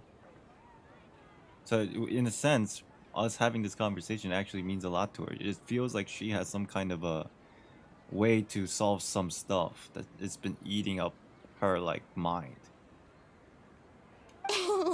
What I mean is, even though I had asked you to solve this puzzle, you two are still the only ones who can see me and sense my presence. That's what I just said. I swear. I feel like I'm in a time loop. Dude, this is a sense of deja vu. Am I in a time loop? Wait, it's not even a time loop.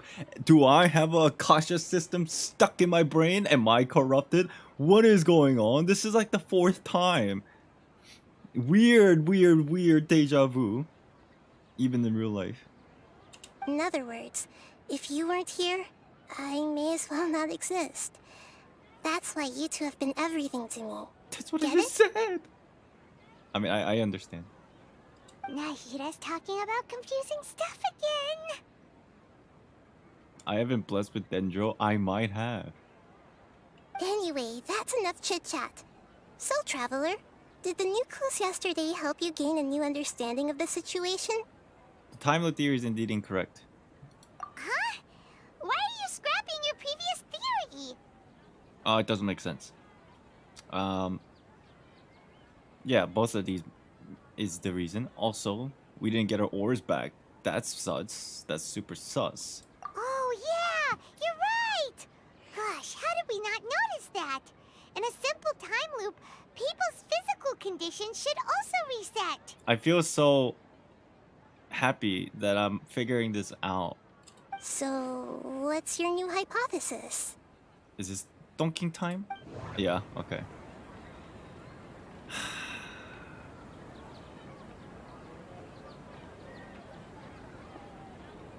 Some of this we already kind of heard, I think.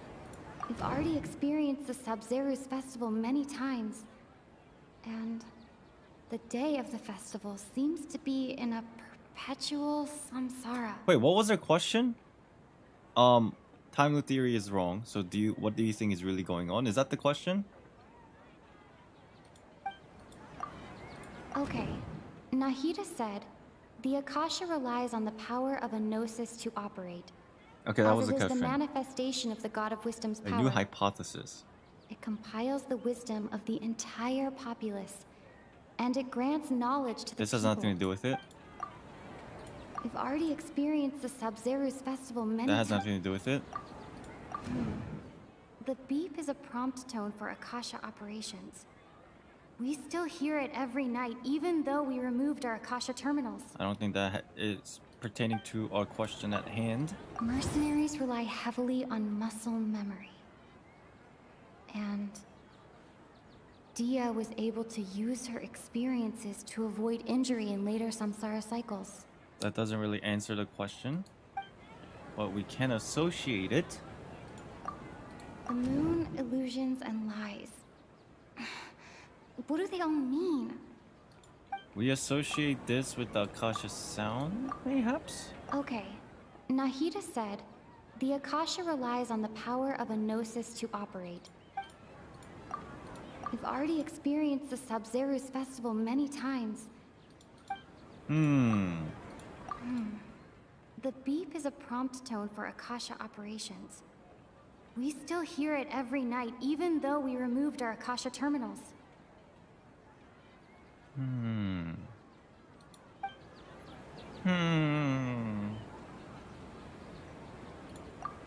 moon, illusions, and lies.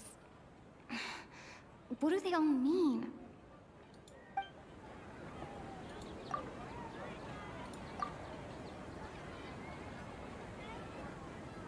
This. If all our memories of a day are erased at the end of that day, then we would unwittingly relive that same day again and again. Dude, I was right! It was just the memories! This is the one. It has no physiology situation, it's just the memory that are getting reset and erased. Yes, this is the one!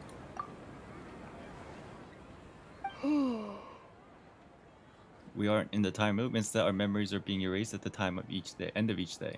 When the beeps. Then the beep we hear every night could just be indicating the deletion of our memories. You know what's funny about this? Then the entire society who are using the Akasha system, they don't have the memory of this day. So the next day when they wake up, they assume that the next day is the festival, right? That's how it essentially works. So people go to sleep on Sunday night, and then they're expecting Monday, but they live through Monday, but the memory resets. So in their mind, it's essentially when they wake up again, they're expecting Monday, right? But the thing is, there's a lot of inconsistencies, not from the story, but the idea of this whole Akasha situation and experiments. If that were the case, there's a lot of things to consider. Like, for instance, the moon cycles. If it goes, this is like the, what did she say, 30th day that it's been repeating. So, in a weird way, there's no digital clocks in this game. So it's like, what happened? What's the deal? Do they not look up in the sky and say, wait, why is the moon cycle like half moon when it's like beginning of the month? Or maybe we're super looking into this, but also there's weird things where kids don't have the Akasha system. So what if their child comes to them and it's like, hey, it's Tuesday, but weirdly, maybe you don't even need the Akasha in your ear because we took it off and it still beeps. I'm super interested, super sussed out. You see it yourself why? This is so interesting. That's why when we wake up, everyone thinks the Sub-Zeru's festival hasn't happened yet. It's already the next day, but everyone still thinks it's the day before. I just said that. This stream is just so weird. But muscle memory can't be erased. That's why Dia has been getting better at using her greatsword. Now everything makes sense. A brilliant deduction. Nahida, tell us if we're right or wrong. I'm pretty sure we're right, Paimon. To put it simply, it's as if you've mistaken a pyro crystal fly for a firefly in the night. You lost sight of its true nature because you focused too much on your perception that it glows. Oh my god, 2-5-head! Oh my god, please, not right now! Oh, Jesus Christ, this analogy is actually really fucking... too much!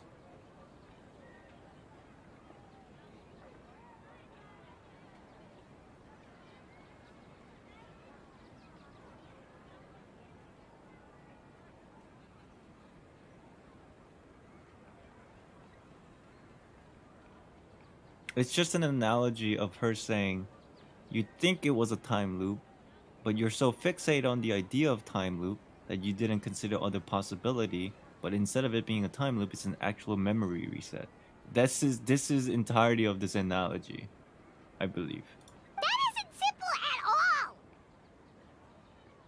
all! Oh, maybe she was talking about her conclusion now. She's saying there's more to it. I guess it means there's more to it. What the fuck? Why don't you go talk to Miss Dia again? You might learn something new. You know, as much as I like Nahida, she just like, she can't tell us the answer. That's what she said, but like... Right! She did help us find our latest clue after all. Let's go! Alright, more clues. There you are. Really took me a while to find you. It's a memory eater. It's not a dream eater, it's a memory eater. The memory doesn't really reset, but it's getting harvested because the words that they use in the blackout screen, they're harvesting our memory. But the byproduct is that our memory is getting erased, but the memories are getting directed to somewhere bigger. It's like getting redirected as a harvest station. As expected, Dia also didn't get hurt today. Get hurt? Why would I? Don't underestimate me. Well, you're still getting used to your new greatsword. Huh. Truth be told, I also think it's pretty strange. It just suddenly felt so familiar in my hands and... wait a second! How did you know I got a new greatsword to begin with? I didn't tell anyone about it. This is funny. Could you explain the situation to her today? Paimon's gotten a little sick of doing it. Let's just get straight to the point, okay. But then what about the children? That is the big question mark, right? Oh, that works. That is a big question mark. You suddenly became proficient with your greatsword because we lived through the same day many times already, and our memory of the day are erased every night. Just straight up. Just the facts. No matter what she says, it's like, this is what it is. Believe me or you believe me or don't. What happened to you guys while I was gone? Did you get brainwashed by some cult? I wish it was that easy. But I'm here trying to fix the problem again. Take what we're saying at face value. Alright then, let me get this straight. You're telling me that my body's already gotten used to this greatsword, but my brain just doesn't remember it? Pretty much. Yes, your memory's being erased every day. Crazy thing to say. To somebody who has absolutely no recollection. Then I'd have to disagree. That's impossible. Oh? Why do you think that? What about making a video explaining all the analogy Nahida used? That would be interesting, but difficult.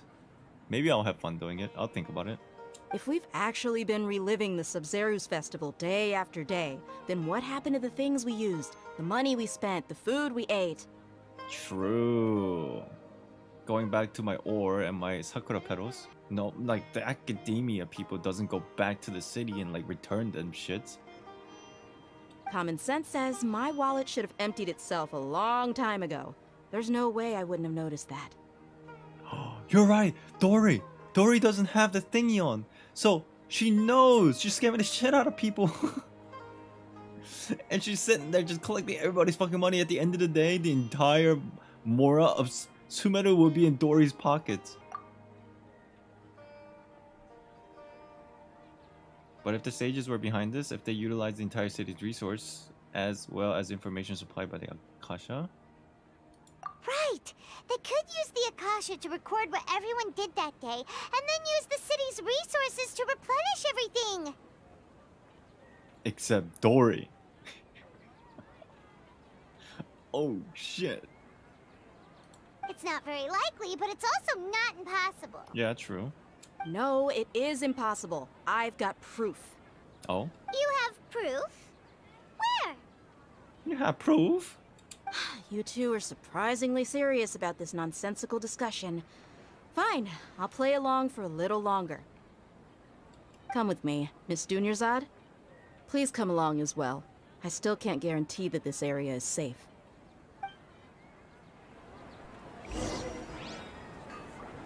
Paimon can't believe it's Dia who wants to show us something this time.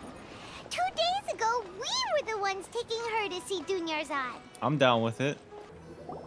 This is it. What is this? Huh? This is a wooden training dummy. What about it? See those marks on the dummy? Those are the result of several days' worth of practice. Let's say the sages didn't replace it every day. Shouldn't it be hacked to pieces by now? But it's not. Which is my point. Wait, what? That's true, but what if they did? Then the sages would have had to reproduce every mark I left during previous training sessions. Or kind of heal it, basically. I'm a professional fighter. My martial school has always emphasized the importance of refined control. The force, angle, and entry point of each strike is calculated and deliberate. That's why I remember every mark on the dummy, as well as my state of mind as I made each strike. It's just as they say, each swordsman has their own unique style, and even the same swordsman can't make the same cut twice. It would be impossible to copy these marks. They wouldn't need to copy it because these marks were made by you. If you were to say, oh, there's more marks than I would have anticipated, then that would make a sensible argument, in my opinion. Is it really impossible? What if they used some fancy machine to carve every single mark? Wait, let me backtrack for a second. The conversation was, your swordsmanship with the dull blade is better.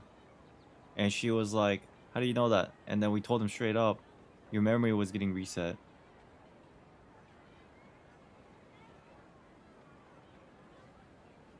She said no. Because if my memory was reset, all the physical things keep going. I don't know.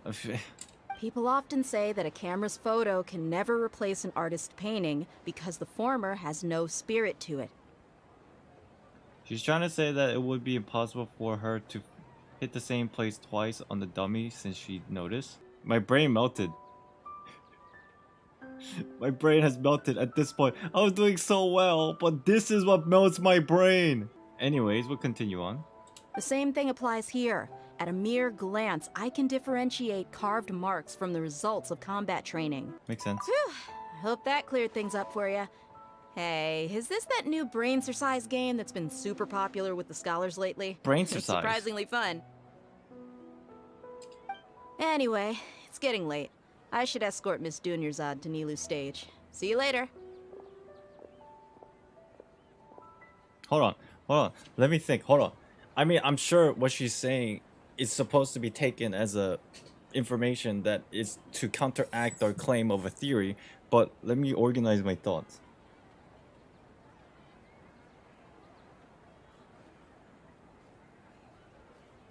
This is a plot hole, dude. The conversation should have been, when you go to the dummy, she should be saying, these marks, the scholars should have healed it to, if they were to take Mora back to his original position, if people were spending Mora, that means the day she would practice on this, that would mean there's more scars. So if that was the case, then the sages should have known, should have found a way to heal these scars, to make everything reset, as if you take the Mora to his original position.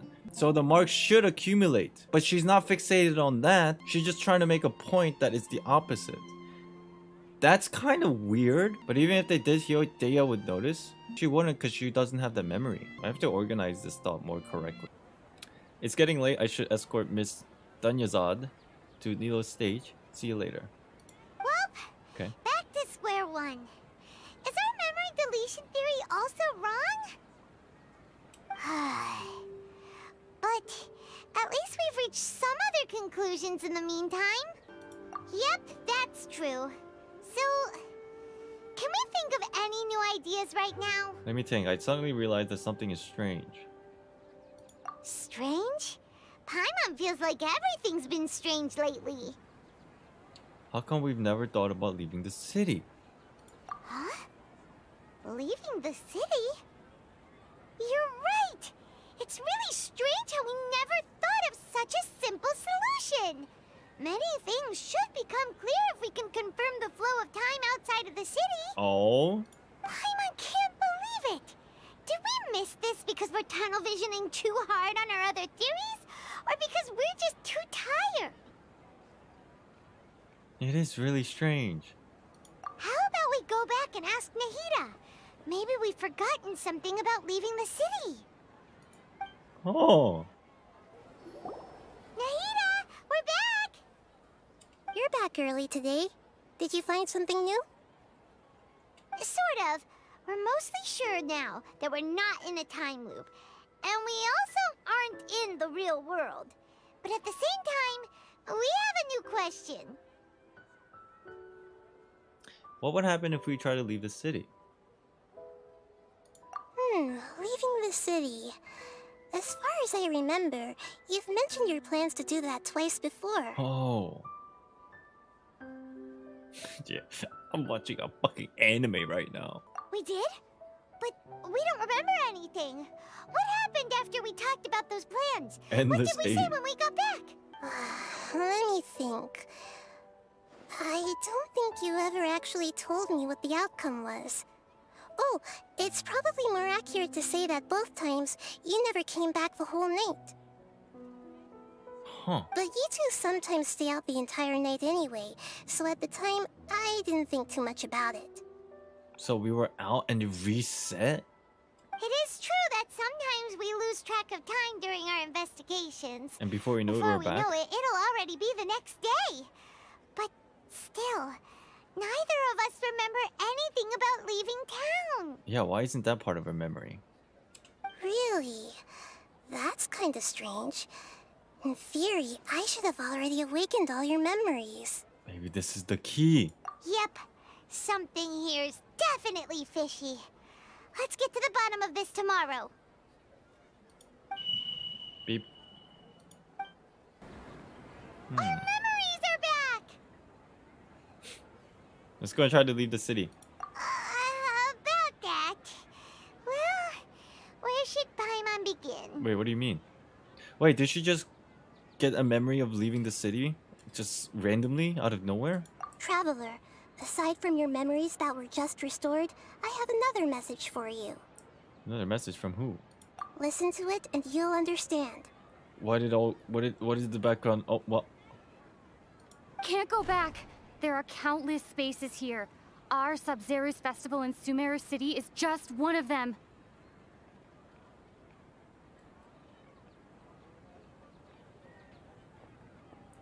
Oh, fuck. Traveler, you should be missing 2 days worth of memories. Paimon will fill you in. Am I even myself? Oh my gosh.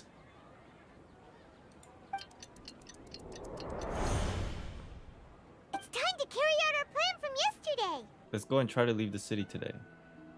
Okay, let's go. Why can't we leave the city? What is the academia up to now? Don't ask me. It's not like I can tell you anything. This is a direct order from the Grand Sage. Just wait until tomorrow. Infinite Primos. I have a real emergency. My goods have already arrived at Port Ormos. If I don't hurry, they'll be stolen. That's your problem. Make sure you make a request in advance next time. But it's not like you can just predict business matters in advance.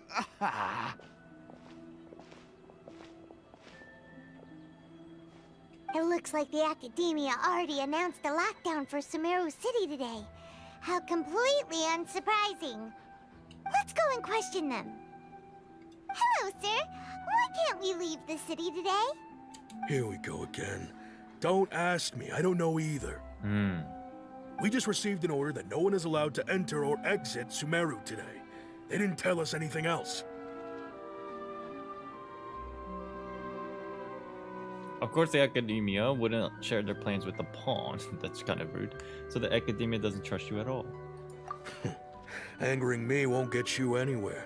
If I had that kind of insider info, I would have left this stupid post long ago. The dog scared the shit out of me.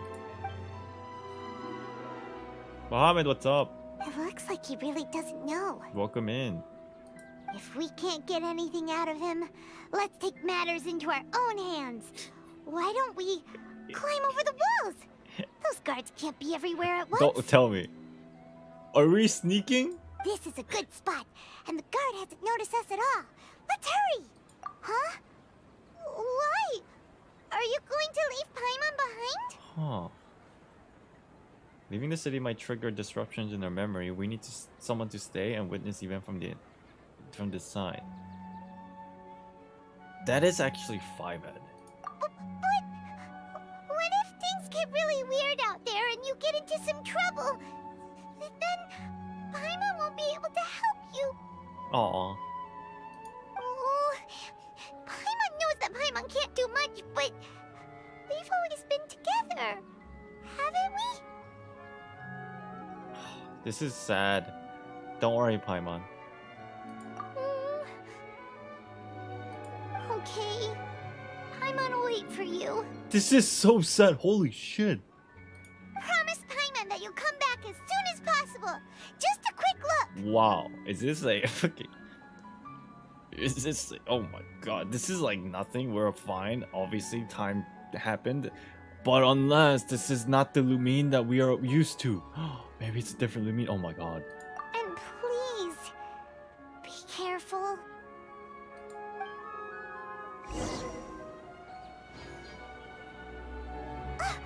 Memories!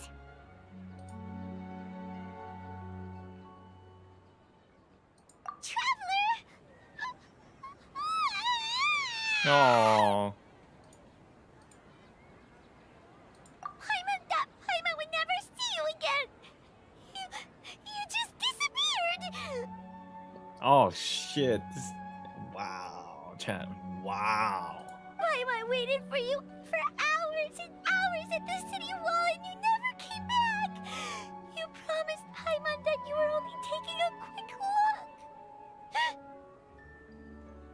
Wow, and this is not even like a real fucking separation. Holy fuck, do you guys understand how it's gonna feel when there is perhaps, maybe if there is actually a separation?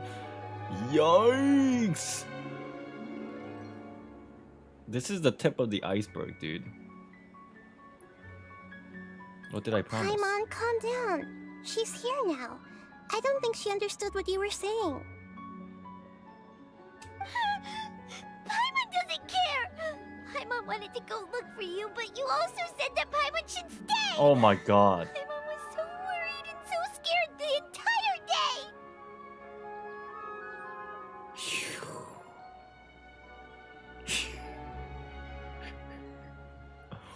Wow. Yikes. Oh my god. I won't leave you behind. Okay. Paimon will forgive you. The most important thing is that you didn't actually disappear. Oh, Paimon was so scared that you had gone into another world. It's very possible that she did. Because we don't know the Lumine side of the story. She lost the memory of it. But she did leave a note. But how did that happen? Okay, Paimon, can you tell us your perspective of what really happened yesterday? Paimon describes your plan from yesterday. I see. Using two people's different perspectives. After that, you left the city. Paimon kept her eyes on you the whole time, but then you disappeared in an instant.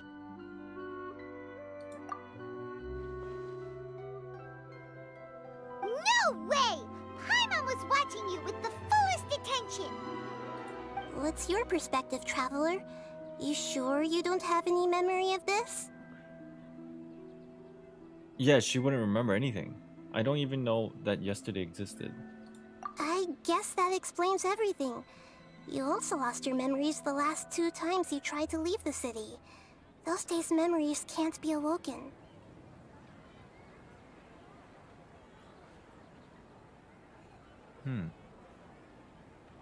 Because she went out of the zone. So, if we leave the city, our memories will be completely erased?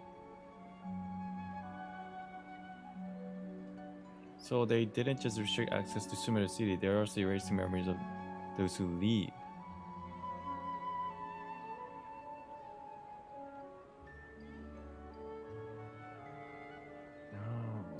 It really sounds like something big outside of the city is being hidden on purpose.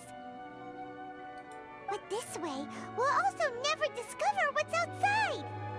If our memories will be erased, can we leave behind something other than memories? Something like a message? But how can we send it back?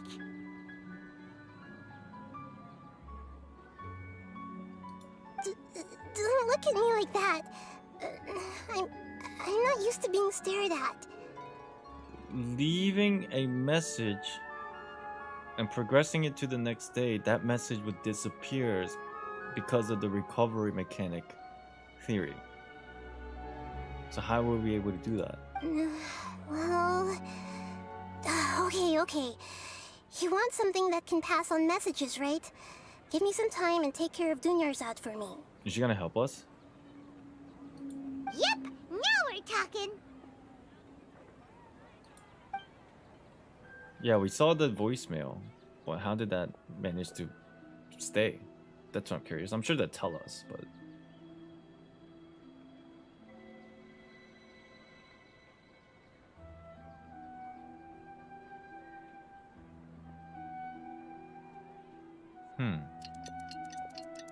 Is this several days? Or just one day? Oh, she's back. I'm done. Here you go. What? Isn't this just an Akasha terminal? You made some little changes. Akasha terminals are already capable of sending messages. I just tweaked it so that it could connect to any node. She's a hacker! To make something like this? Nahida, you really know the Akasha like the back of your hand. Anyway, we can use this now to record a message, right? Yep. I'll help you save the messages. It should be pretty easy to use. I just can't guarantee the user's status and signal coverage when they're outside the city. Hackerman. We'll never know until we try. At least we're taking the initiative now. Okay. Let's go then. Let's expose those sages. I still think you should stay. All right. Paimon isn't as worried about being separated since it happened once yesterday. But Paimon still isn't happy about it. See you tomorrow, Paimon. Okay. See you tomorrow, Traveler. So, Chad, help me understand this. This current situation, this flashback, this is still the flashback. When we originally brought up the idea of leaving the city, Nahida told us we actually did that twice before. And we're like, oh, I guess we'll try it again. This whole flashback is us trying again. And essentially, out of this, when we came back and Paimon said, how do I explain this? That was already two days past. Oh.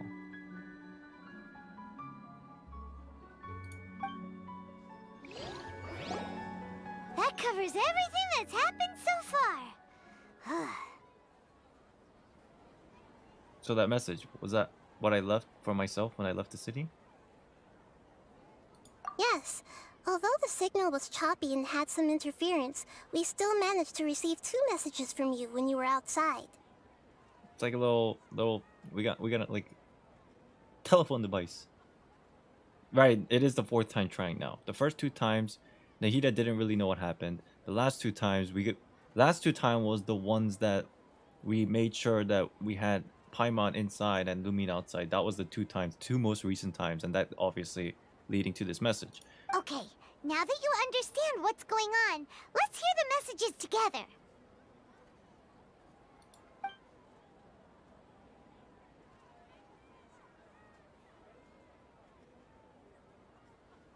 Can't go back. There are countless spaces here. Our Sub-Zeru's festival in Sumeru City is just one of them. I've entered another space. Before me are flowing sandstone and howling fish. Impossible and surreal sights. All these spaces are empty. Except for the occasional ones that contain mute puppets rather than people. I can't sense any human presence. What?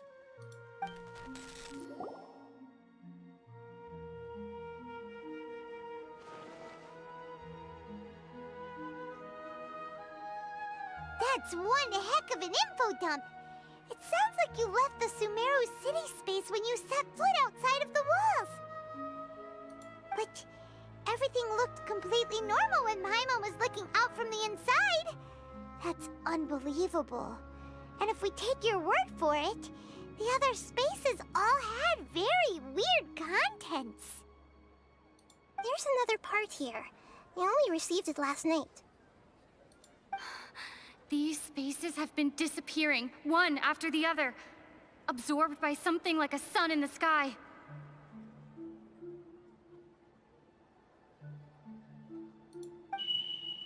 And now, even the final space has also disappeared. You know, I think it really has to do with the bubble universes. There's a hint of bubble. I'm not just saying this because I think it's a cool concept. I mentioned this before. The whole concept of Sumeru in real life, Mount Meru, is the religion behind Hinduism and Buddhism, and the whole idea is that Vishnu's cycle breathes in and breathes out, and it creates and destroys universes, but all the universes are bubble universes.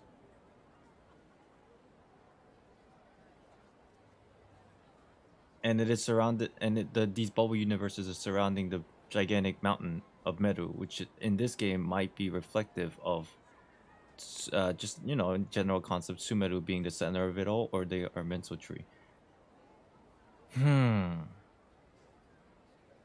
So what does this mean? Does this mean that these bubble universes are getting reset, but somehow we're retaining memory?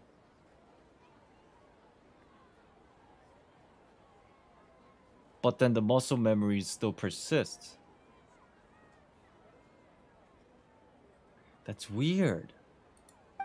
Behind me, a lot of spaces just appeared again from thin air. I get it now. Those spaces are actually...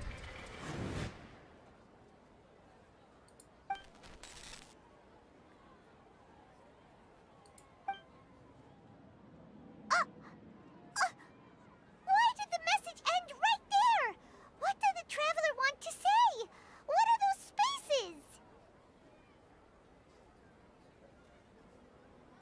It's the destruction and rebirth of the bubble universe that is potentially the same. But there's multiple versions of it. That's so okay. Probably because yesterday just happened to end at that moment. Oh, right. Paimon did hear a beep from the Akasha. Did it come from here or from the message? The message. It should have come from the Traveler's Akasha terminal. After the beep, Traveler said even the final spaces also disappeared. Yeah, that's the collapse of the final remains of the last bits of that zone, I should say. Bubble. Traveler, what do you think that final space could have been? You know what it is? It's, you know how your trash can on your computer desktop is full of shit? And it's like hundreds of gigabytes, let's say. And then you press empty recycle bin. That is the beep. You click OK, that's the beep. But then there's a little bit of a lag. There's a little bit of a lag for all the things get erased. So you see like a little progressing bar. And that is the collapse of the final space as that lag or the progression bar starts filling up until it's completed. And then it gets fucking like cleared out.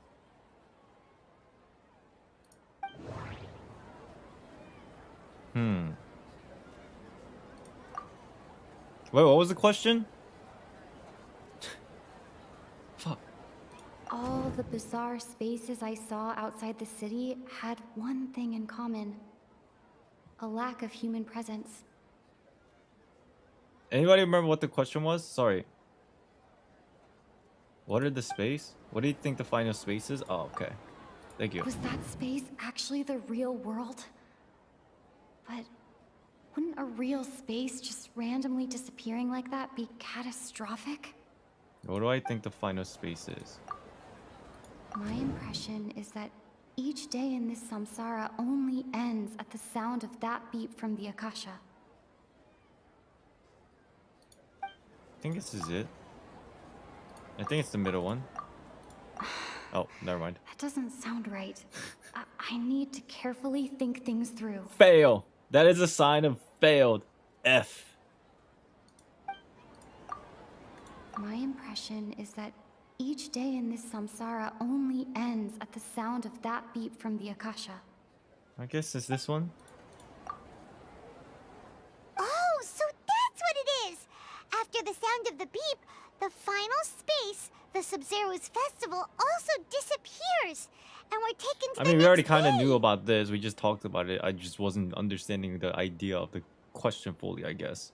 My brain's lagging. Later on, Traveler also mentioned a bunch of new spaces materializing behind them. Do lots of new spaces appear every day? It's start of the reset, I suppose. Paimon's head is spinning. Just what are these spaces anyhow? Well, consider this. For all the horrors of the Archon War, at its heart, it was just a game where a bunch of gods fought over 7 seats. Mm-hmm. So no matter how strange or spooky things may look on the surface, maybe all they point to in the end is a small and simple secret. Start of a new era. Beginning of something new. Catastrophic end signals the beginning of new.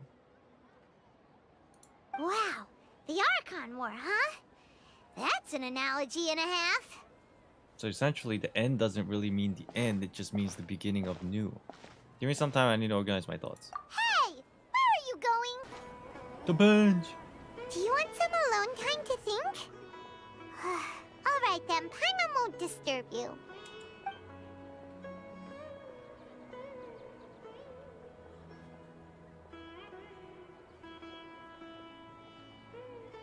Dang, we spent the whole day here. But what does that mean for all The dance of Sub-Zeros is about to begin. I'm going to go watch it. Is that time already? Shit. But what does she mean? This is only one fragment or bubble. Okay. Why don't you go ahead, Dunyarzad? We still have some other stuff to do first. Okay then. See you later. She's like dead inside. Have you figured it out yet, Traveler? Time is ticking away. Why is there 2? That's a good question. I feel like that might get a little bit more complex, so I'm gonna hold off on that. I think I know the answer now. Paimon wants to know. Oh, wait, no. Let's meet up with Nahida first. You can tell us both together. This time, we're gonna get to the truth. Does she even exist? You're back. I've been waiting forever for you two. Judging by the looks on your faces, are you ready to take your Sub-Zero's exam and graduate from the festival? Ask away, Miss Nahida. Sensei. Okay. First off, have you discovered the hidden truth? We've already experienced the Sub-Zero's festival many times. And the day of the festival seems to be in a perpetual samsara. Okay, Nahida said, the Akasha relies on the power of a gnosis. Okay. All the bizarre spaces I saw outside the city had one thing in common. A lack of human presence. The moon, illusions, and lies. What do they all mean? People in Sumeru don't dream. What a strange phenomenon. Why does this have a little thing? Wait a minute. Why does this have a magnifying glass as if that's the answer? Wait a minute. Nothing else has the magnifying glass except this when I try to associate with it.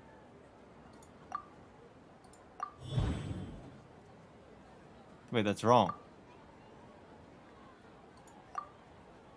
No, wait, what?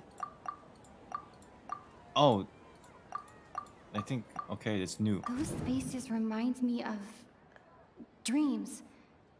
Like the one I had in the Avidia forest. Except these have no sign of human presence. We are all in a dream. It isn't that the people of Sumeru don't dream. Rather, the Akasha is taking their dreams from them. Those spaces remind me of dreams. Like the one I had in the Avidia forest. Except these have no sign of human presence. People in Sumeru think they don't dream, but the truth is the Akasha steals their dreams without them knowing it. The Dream Eater. And those spaces with no human presence are stolen dreams without their host. That would explain why they sounded so weird when she was trying to describe them. Huh. So people in Sumeru do dream after all. In fact, we're all in one big dream together right now. Correct answer. Now, how did you conclude that the Akasha is capable of this?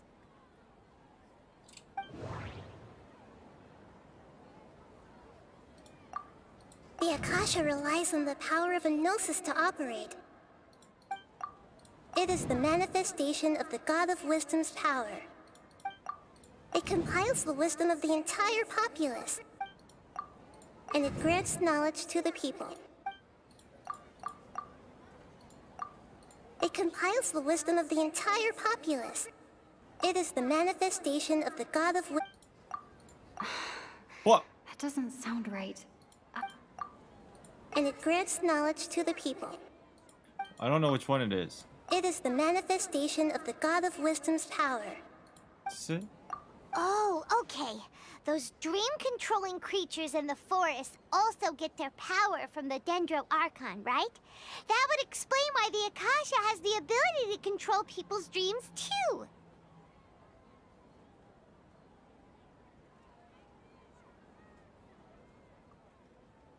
But when did this start taking place? But is stealing everyone's dreams really how the Akasha compiles their wisdom? Isn't there anything more to it than that? Dreams are fantastical, complex, and full of imagination. People's brains are the most active when they're dreaming. In other words, dreams are rich bundles of human wisdom. So in other words, the complete opposite of how Hypatia understood it.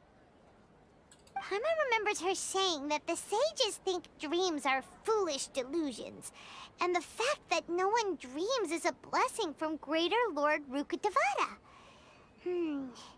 So What was the it was all reasoning a behind dirty it? trick? I think there's more to it. The real story is that the sages from the Academia are using the Akasha to steal people's dreams for their own use, huh? Okay. Oh? By the sounds of it, you understand the current situation pretty well. So then, what about the Samsara?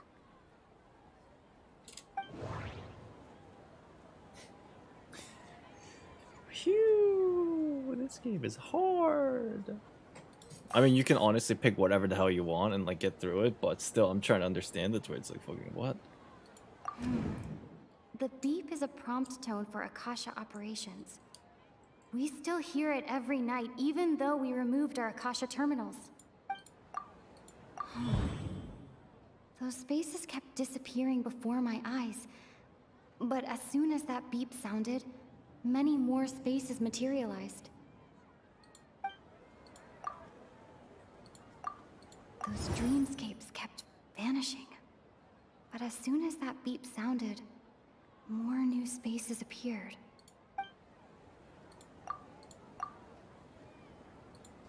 What? I can't seem to cohesively... Oh, I wanted to read them all. Shit. Wait, can I go back? Oh, sweet. Grand Sage said, go celebrate the birth of that god to your heart's content. Did he mean something more?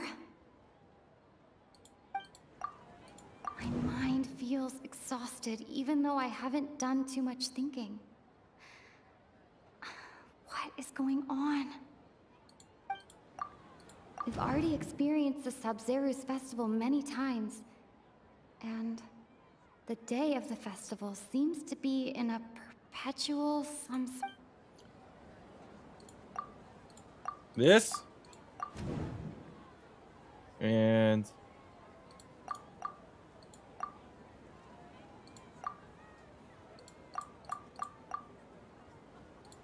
Correct.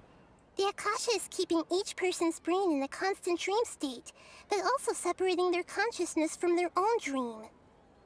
Their disembodied consciousness is placed inside the collective dream of the Sub-Zeru's festival along with everyone else's, while their now vacant dreams are harvested by the Akasha.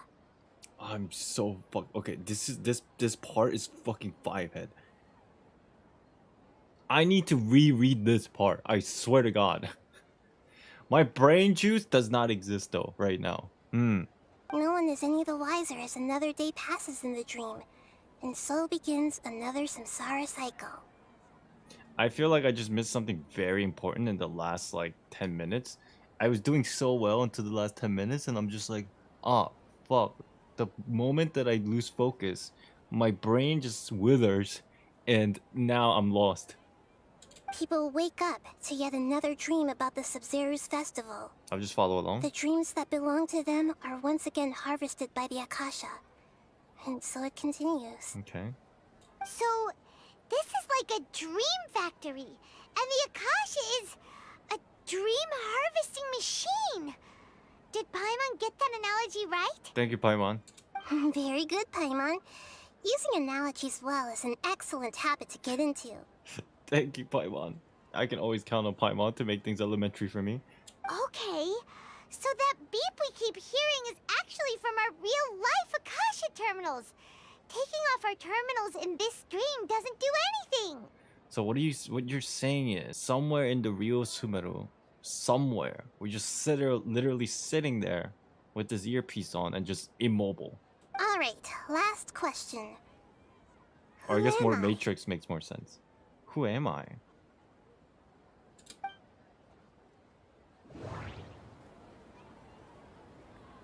You're an illusion!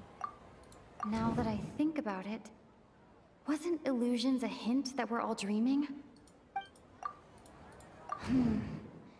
Now that I think about it, wasn't illusions hinting at the sage's deception of Sumeru's people? Wait, isn't this just the... They say that alchemical divination is the Dendro Archon's divine revelation. So then, if Nahida has referred to herself as the moon... What? That doesn't sound right. The moon? What? They say that alchemical divination is the Dendro Archon's divine revelation. So then, if Nahida has referred to herself as the moon... Then who's the sun? So you noticed? Well, I knew this. I knew this. I thought that one would be the hardest question. That's why I put it last. Well, I knew this the first time. Okay. That wasn't hard at all. Even Paimon guessed that. Everything about you is different. We just didn't want to expose you is all. Now that you mention it, Nahida, you've been hinting to us since the very beginning. Since the archipelago? It's funny. Thinking back to when we were asking all over the place for info about Lesser Lord Kusanali. Paimon didn't expect to meet you like this. Lumi is not holding back. Immediately. I have a lot of questions for you right now. Yes, those can wait until we're back in real life. Motherfucker. On the other hand, I'd be happy to answer any more questions you have about here and now. Okay. Why couldn't you simply tell us the truth? You asked me this question before. My answer was, it would literally blow your minds. Would it? Now that you know this is all a dream, this answer should hopefully make more sense. Don't we usually joke about this? It's like, bro, it's all a dream. Have you heard the saying, don't wake a sleepwalker? Likewise, if someone suddenly had told you all this instead of you learning it on your own, your notion of reality and dream would be thrown into irreversible confusion. I couldn't expose you to that kind of risk. I guess it makes sense, okay. That's why I could only give you very subtle hints and some suggestions. Long story short, I'm really sorry I had to keep you guessing. Okay. How do the sages manage to keep people from noticing this? Firstly, this dream we're in is completely based on reality. People have already experienced this Sub-Zero's festival, so it would be very difficult for them to find anything that strikes them as surreal. Secondly, you're probably wondering why people don't have any memories from earlier samsara, right? That's because people don't remember their dreams most of the time anyway. And in any case, their actual dreams are being taken away from them by the Akasha. You know, that's okay. That's a very realistic way of putting it. So whenever they wake up in this dream of the Sub-Zero's festival, they don't remember anything from their previous identical dream. That reminds Paimon. Traveler had a dream when we were in the Avidia Forest, but couldn't see what it was about after waking up. Is that an example of what you mean? Yes. Only after receiving the blessing of Dendro can a person gain the Dendro element's dream-enhancing power. That explains the feelings of deja vu. Meanwhile, everyone else has no idea that they are in the Sub-Zero's Festival Samsara, while their dreams are stolen from them over and over again. Oh, the reason why we have this ability is because previously we were blessed. Oh, is that? I was wondering why this is only happening to us at this moment, as if we're some kind of a protagonist, and that would be a dumb way of explaining it. Just because we're a protagonist, we have this ability, but no, it's actually set from the previous situation where we encountered it, and because of that, the blessing of Dendro is within us, so that we are able to do this right now, right here. Interesting. A lot of the things that were laid out in the first part of Act 1, it all translates very well into this portion. Interesting. About the side effects of the mass-produced dream. Can humans really keep dreaming forever like this? Will it ever end? And if so, when? Why does Paimon have blessing too? She's a weird individual, okay? Let's just be honest. I don't know what the hell is going on with Paimon. You might say your mental fatigue has already answered this question. Eventually, there's only so much that people can tolerate. What about the other people with Dendro visions? Perhaps they didn't get the blessing in the Irminsul tree way. Or the blessing that we got, maybe it is different from the blessing of vision gift. Perhaps. It's like a separate thing. Especially those whose health is compromised to begin with. Like Dunyarzad. This relentless exploitation takes an even harder toll on them. It's only in Sumeru City? Oh, you're right.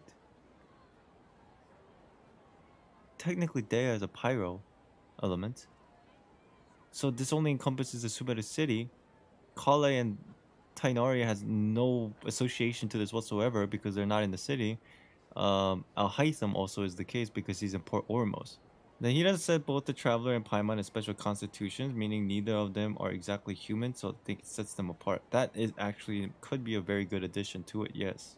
It makes it hard for Duryazad because she didn't sleep much the night before. Yeah. People's lives are at stake here, and nobody knows a thing! We've got to put a stop to this!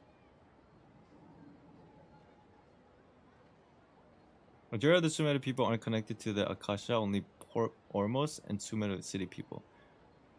Okay. That doesn't... That's fine. I don't think that kind of makes issues with anything of the story so far. Why is the dream about the Sub-Zero's festival? I know, right? Why did they have to base this dream on my birthday? Could it really just be a coincidence? So the guy... The sage, he knew it obviously, and he was saying that out of spite. The sentence that he kept saying, enjoy it a lot. But then he's also part of the dream. It's actually more coincidental. I don't think he knows. Wait. Unless he's just is he part of the dream too? It seems like he's part of it. Maybe he's a puppet. Maybe he's a puppet just like her other self. Because there's two versions of her. Huh, I don't know. Even you don't know the reason? Oh, he didn't wear it? Now that's strange. So what? If he didn't wear it, does that mean he was a puppet? What about Dory? It's weird. It's weird. The Academia sages are determined to harvest lots of dreams in a short time, no matter the cost. They have to be up to no good. Unfortunately, I don't know anything about it. Dory's not in Sumeru's. Oh, true. You're right. You're right. That's something I gotta keep in mind. Traveler, do you have any information? Oh god, I thought it was over. God damn it. The real reason for all this happening. Those spaces remind me of dreams. Like the one I had in the Avidia Forest. Okay, Nahida said, the Akasha relies on the power of a gnosis to operate, as it is the manifestation of the God of Wisdom's power. Grand Sage said, go celebrate the birth of that god to your heart's content. I think they're just being spiteful. Celebrate the birth of that god? Could it mean...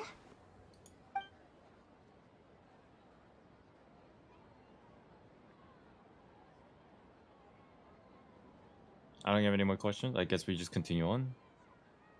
Deceiving the people of Sumeru with no regard for their safety.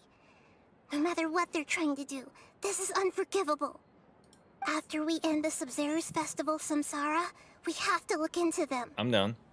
How can the sages of the Academia do this behind their Archon's back? This is ridiculous!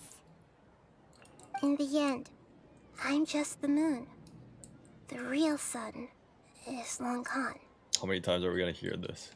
A sun and a moon? Nahida's talking in riddles again. Oh, shit. Oh, we're out of time today. I'll tell you how to break free of the samsara tomorrow. See you then. But tomorrow never comes.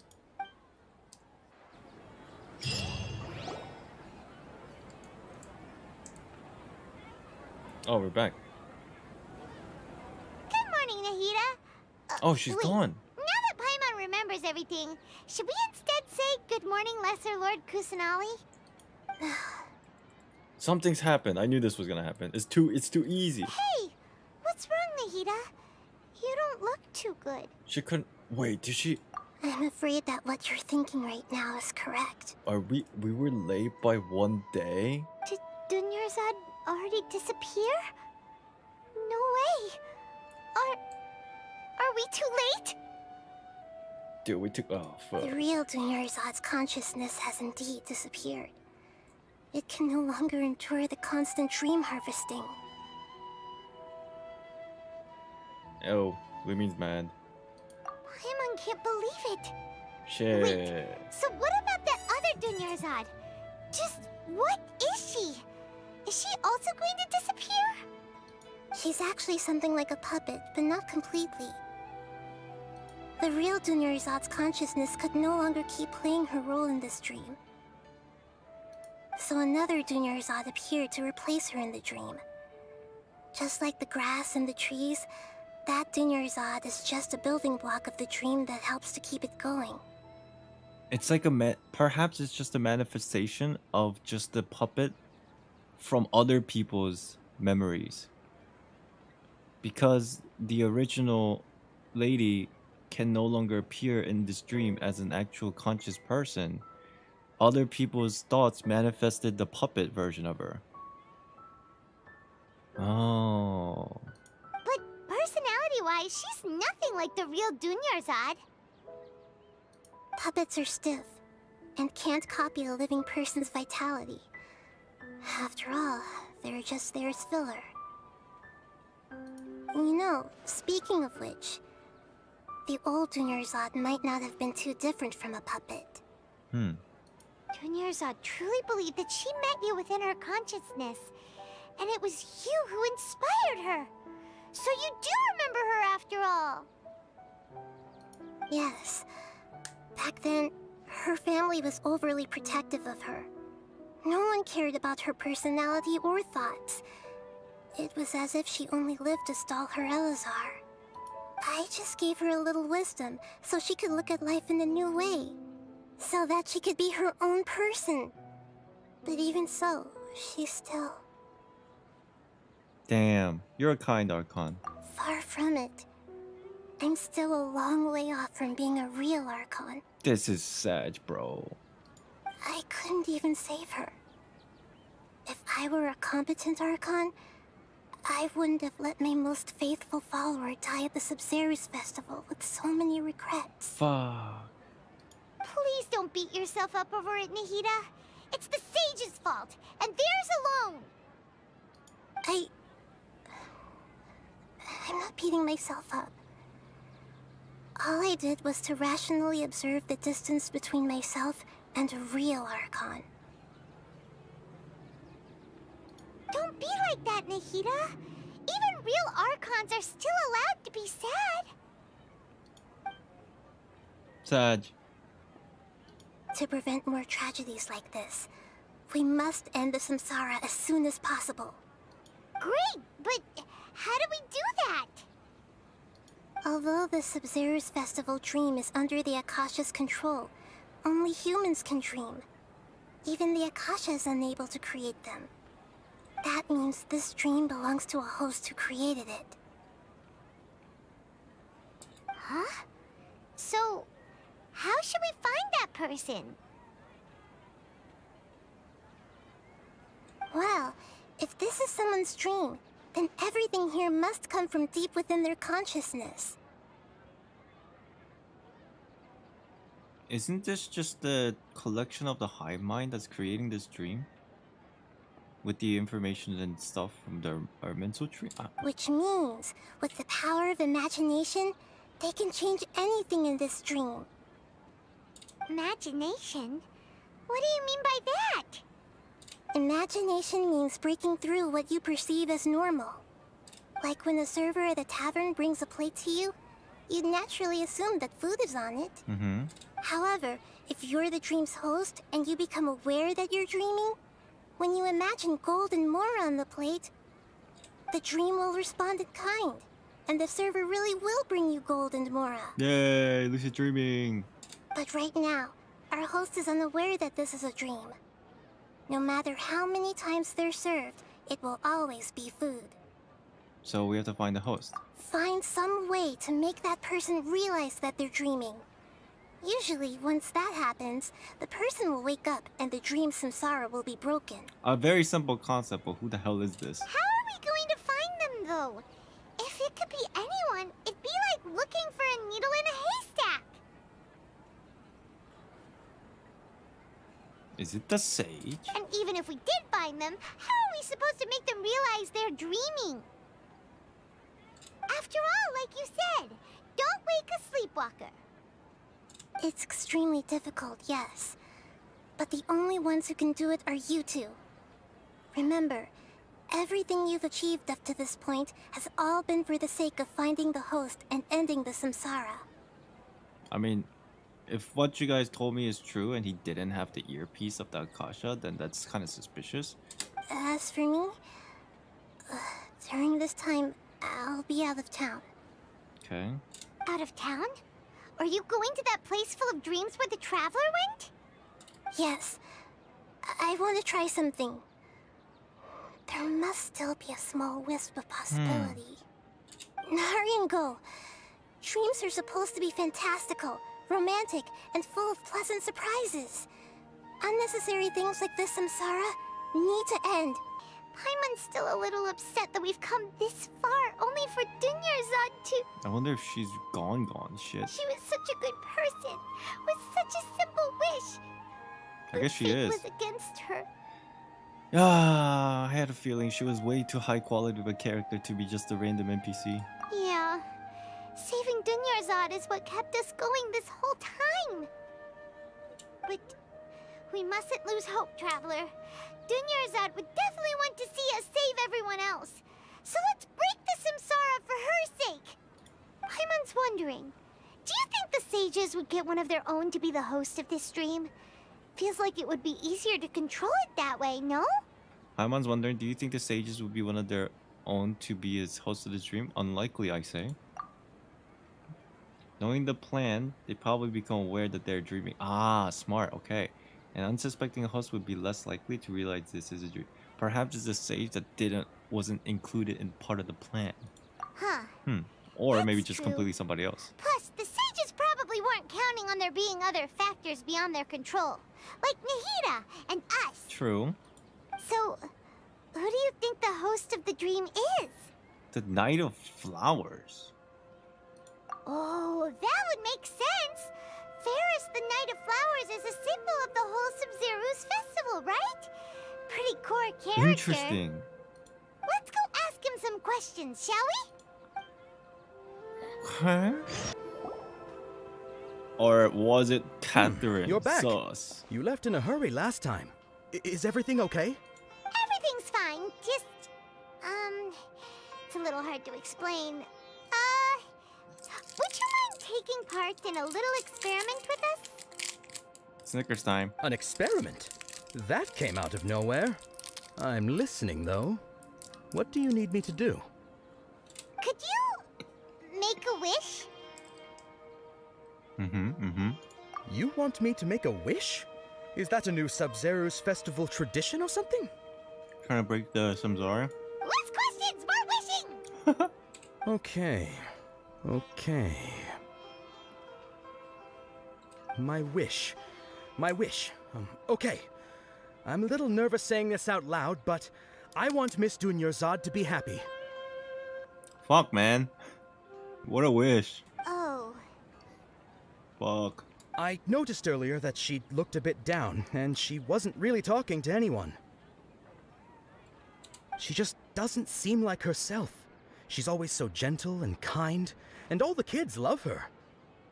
I've also wondered if the reason she asked me to be Ferris Knight of Flowers is because I'm special to her, or something. So, you have a crush on Dunyarzad? Fuck, bro.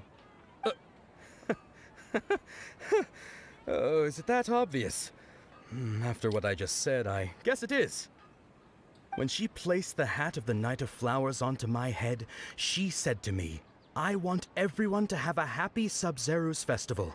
Oh, man. What she didn't realize was that I'm not that interested in how everyone else feels. In that moment, I just wanted to be her Knight of Flowers for the rest of my life. 50 years, 100 years, I'll serve her till the end of time. Bro. Okay, yeah, that was a bit much. Felt like the right moment to get it off my chest, but that was pretty embarrassing. Okay, I'm ready to make my wish.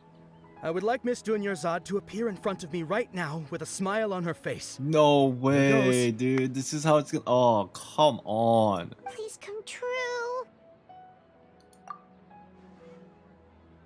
I'm gonna open my eyes. Oh, you're... What? Fucky? What? Sorry, but only one portion of Yelda candies per person. Back home you go. What does this mean? This is even worse. Nice try, you two. Anyway, never mind. I don't need to see her appear right in front of me. As long as she's happy. This is worse.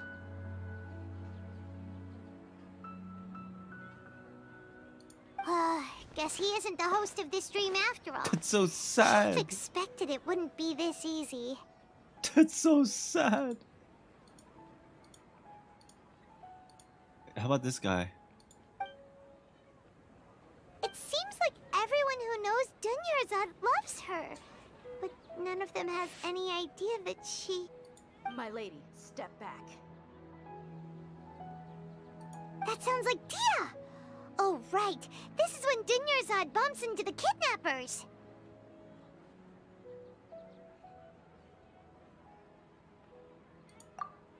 It wouldn't be Dia, right? But Dia can handle them. Hey, Traveler! What?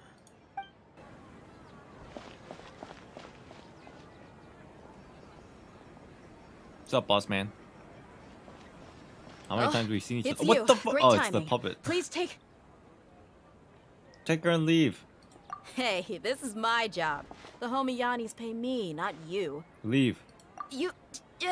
fine, alright. Knock yourself out. Why are you so worked up anyway? It's not like I don't trust your fighting skills. Sorry, it's a long story. Anyway, watch yourself. Lumine's like frustrated. So you got yourself some backup. Suit yourself. You're... Lumine's so pissed, she cut him off. Lumine's so bad, she cut him off. Revealed. The fuse is lit.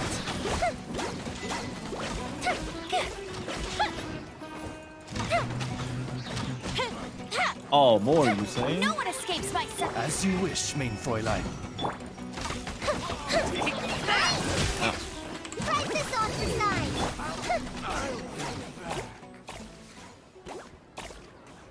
The popping's still going on. Were you just taking your anger out on those guys? You know, to be fair, I don't even blame her to be upset. Because it seems like this entire journey into VOD for Lumine, Ether, whoever you play, they just feel so helpless. And if I was in their situation, I'd just be so frustrated all the time. You and Nahida both. Dunyarzad wouldn't want to see you two like this. Sag.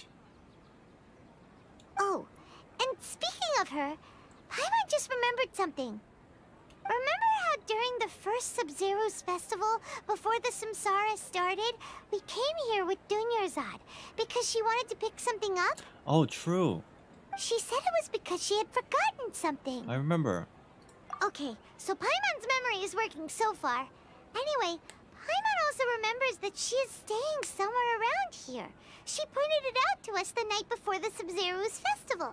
Maybe you'll give us some clues. Yeah. Even if it's only a tiny clue, it'll probably still help us more than this needle in a haystack search. Paimon being smart. I like.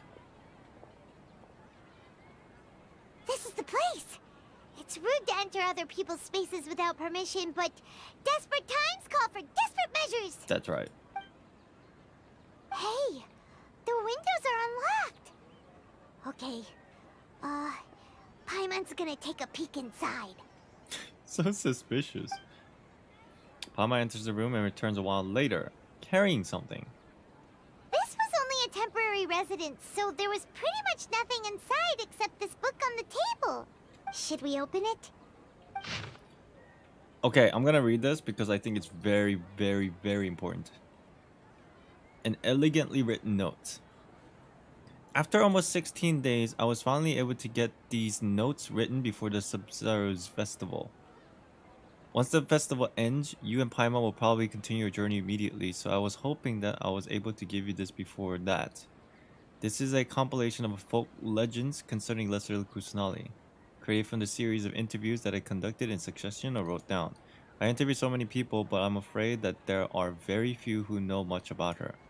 Still, I hope that this will be of use to you in your search for her. Ganharvaville's water supply was once contaminated, forcing everyone to go very far out to get water. But one day, people suddenly found that the water was drinkable again, and some said that a green light was seen near the water source the previous night. Everyone believes that this was the divine power of Lesser Kusanali at work. It sounds quite possible that the decontamination of water source via natural means probably takes ages. Did Lesser Lord Kusanali appear in the ville? This is very sad because it's essentially like she was very nice for her to leave us this note, but essentially this note is actually like more than a month old, which is very sad. After Mama passed away, I was super afraid of the dark and couldn't sleep, but from one day on, I would hear a voice that would chat with me till I fell asleep. A nice lady told me that Lesser Kusanali must be watching over me. poor child. I hope that Sub-Zero's festival makes him a little happier. This is quite similar to something I experienced back then as well. She is indeed a gentle god. There was this one time when I had a wee bit too much to drink and couldn't find my way home to save my life. Then when I turned a corner, I could have sworn I saw Lesser the Kusanali. She was very tall and had the most muscular arms. And she caught me while I slipped and fell. The next morning I found myself sleeping under a tree. I reckon that must have been her looking out for me. I'm not sure this one has much value as a reference, probably just a tree. These folk records are appended with Dunyazad's references and opinions leave every page densely packed. Wow. Dunyazad wrote all of this. Sounds like she was always thinking of us even while we were away. Sad. I think it was Dea. Could have been. She must have been just drunk and like Dea was like... Dia, she was kind of like watching out for her. Could have been. Even though she was also busy preparing for the Sub-Zeru's festival and had all her health problems to worry about. She must have wanted to give this to us as a gift on the day of the Sub-Zeru's festival, right? Oh, that's why she went to grab it. And then afterwards we would leave. If we hadn't found this book, we never would have known. This is so sad. But now that we know, we can't even thank her. This makes Lumi probably even more upset. Where are you off to now?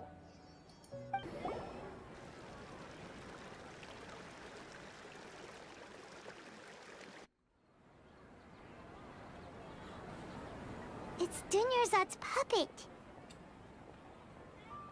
I guess it'll feel better if I say this out loud. Oh, man. Is she gonna speak? No way. Okay. Thank you. Traveler? Oh, she was sad. She had a sad expression. You must be exhausted. Come to think of it, we've been stuck in this place for a really, really long time. Heck, even the last time we were chatting happily with Dunyarzad feels like an eternity ago. Dude.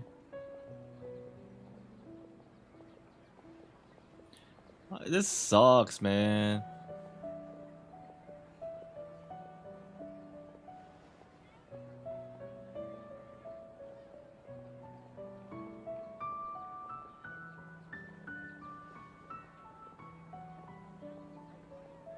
Oh.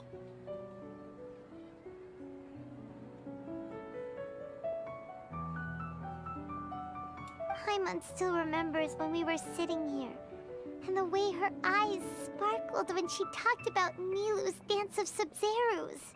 This fucking sucks. There will always be frustrations in life, but I know that the point of living is not to leave behind any regrets.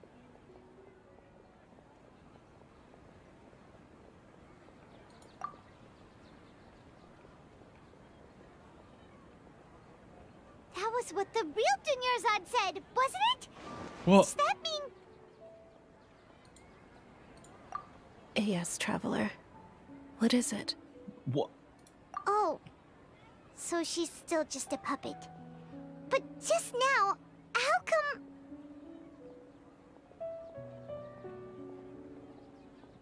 What? Where are we going this time? Fuck. Bro, this... God damn it. If you continue to resist, we will have to order an investigation into every single event organizer. The Grand Sage has already granted you much leniency. I advise that you exercise tact. How did things turn out like this? Lumi's pissed now. She knows it's a dream, so like even breaking this doesn't mean anything. The sad part is... Traveler? You don't have to get involved. He's a sage from the academia. I don't want to drag you into this. Dude, if you really think about it, we could have just saw the festival thing and like... The lady could have had a wish and nothing would have been mattered because it's all a dream anyway? From day one. This is so fucked. Traveler. Yeah, you're right. He's not wearing the earpiece, so is the girl next to him. Traveler? What the heck are you doing? If you get arrested by the Academia, that's another day gone to waste!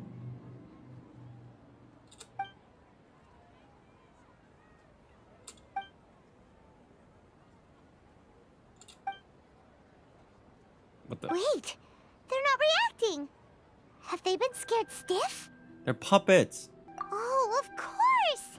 If this is the sage's plan, they wouldn't put themselves through this. So they're just substitutes. What is this? What happened to the Grand Sage and his entourage? What's with those flowers?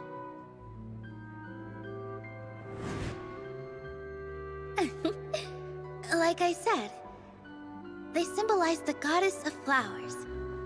It's just a shame that all the real Padisaras went extinct after her death. Yes. The Greater Lord brought forth new Padisaras in memory of the goddess of flowers. But she ultimately could never truly replicate that beautiful shade of purple.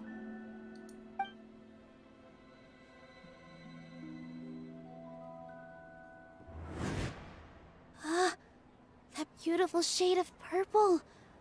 Aren't these flowers real Padisaras? Just like the ones from the legend? I didn't even notice. Dunyarzad, did you find these? But didn't you just say all the real flowers went extinct after the goddess of flowers passed away? So, Al? Is it her dream? Yeah. What's going on here? Huh? Holy. You guys are acting weird. But okay, I'll try.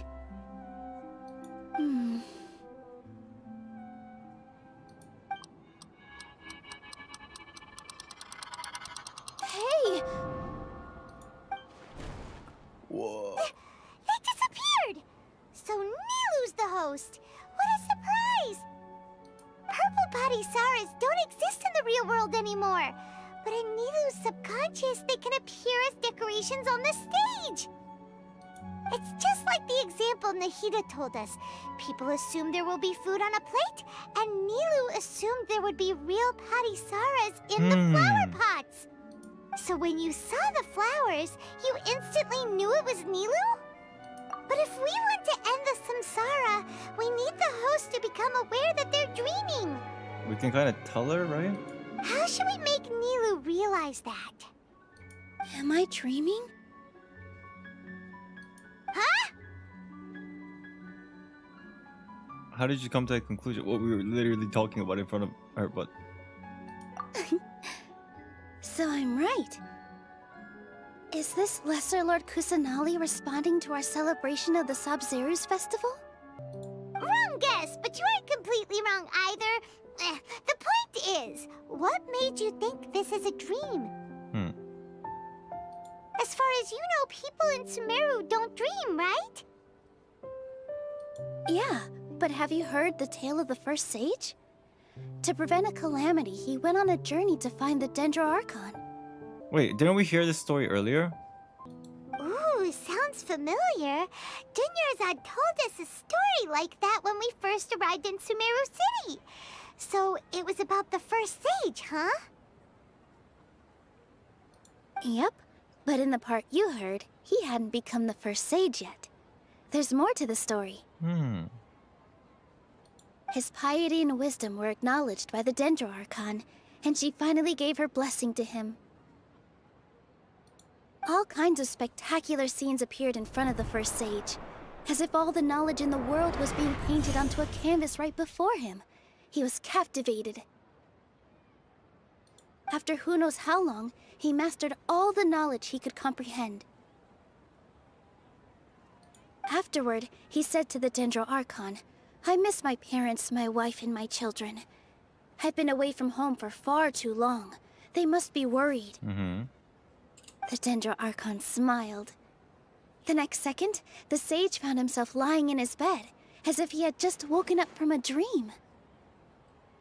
His wife lying next to him said, "You're off to search for the Dendro Archon today, aren't you? Have a safe journey, my love."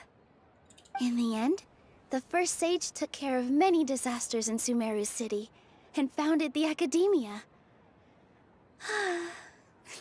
What a happy ending.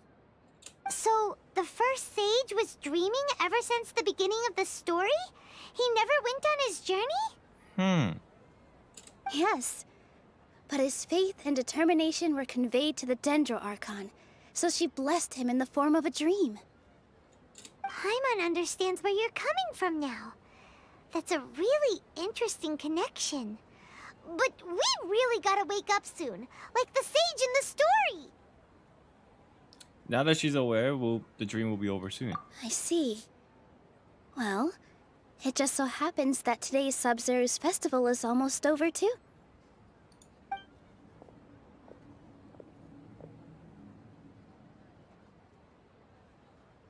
Since we're in a dream, let's make this final dance of Sub-Zero's as beautiful as we can. Yes. Too bad. Our lady friend's not gonna be able to see this.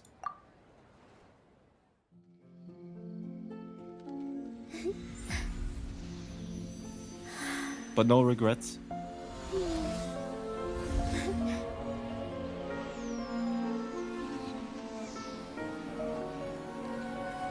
The wait is over, everyone. I dedicate this to our god, the Dance of Sub-Zero's.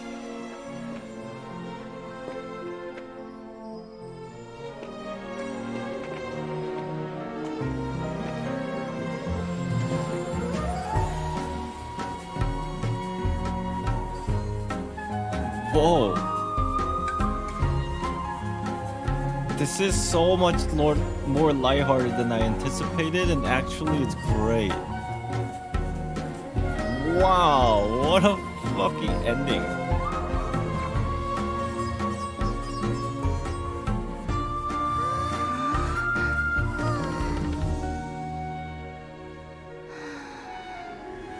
I'd be lying if I said I had no regrets.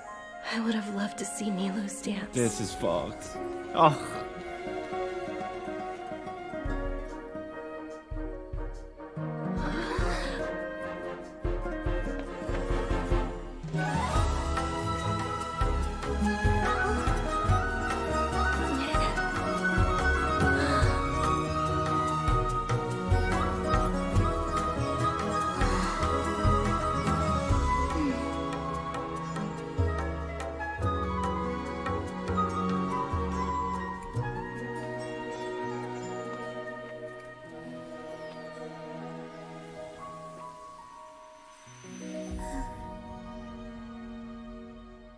Dude, that's so sad.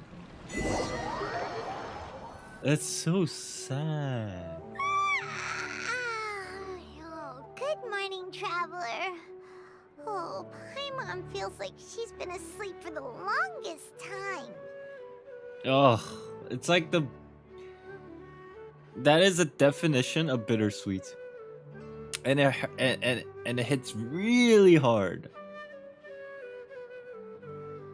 It's a happy ending, but it's a bitter one. Fuck. That hits pretty hard. Good morning, Paimon. Paimon's head feels super heavy. Did we oversleep?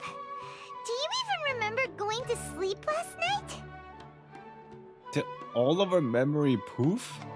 Paimon thinks it was after the Sub-Zero's festival. The Sub-Zero's festival!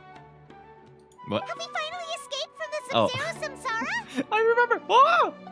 Quick! Take off your Akasha terminal! I think at the end of the dance of Sub-Zero,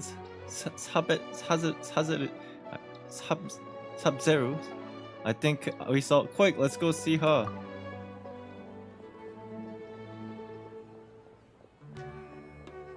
Or jetting.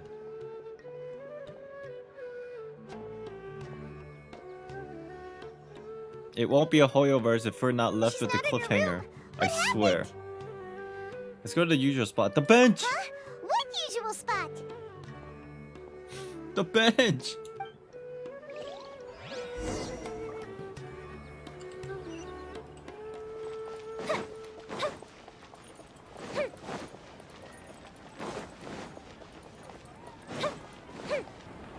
Well done, Traveler and Paimon.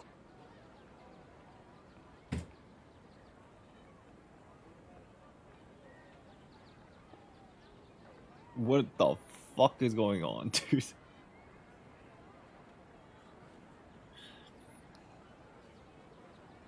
What the fuck is going on? What? And thank you, Dunyarzad, for organizing the Subzerus Festival for me. I'm so lost. I'm sorry, who are... Dunyarzad! She's okay. You're okay! Oh, don't scare us like that! I thought she was gone. Oh, a Traveler Paimon. I have something amazing to tell you. I just had a dream, and I saw Nilou performing the dance of Subzerus. It was Nilou's dream, but it was also not just the enclosed dream, but a branches of connections, a gigantic spider web made by the Akasha. So she was also, everybody that was involved that were not a puppet, they actually saw it.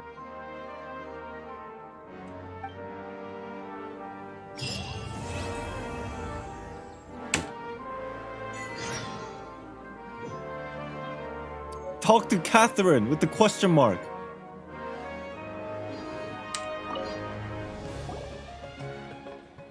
You're actually Nahida, aren't you? Paimon felt like Catherine was acting weird when we met at the Subzerus Festival. Oh. And Dunyarzad, did you save her? She did something. She went outside. Wait a minute. She went outside of the realm of the dreams to like this craziness. Is that It's a really long story. We shouldn't disturb her. Her consciousness is still weakened. Let's chat somewhere else. How about by the Traveler's favorite bench?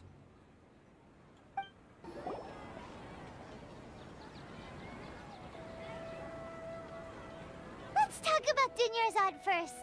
It's such a relief that she's all right. After we parted on the last day of the Subzerus Festival, I left the city and saw what the Traveler had described. I can't get used to this, bro. I have nothing but questions.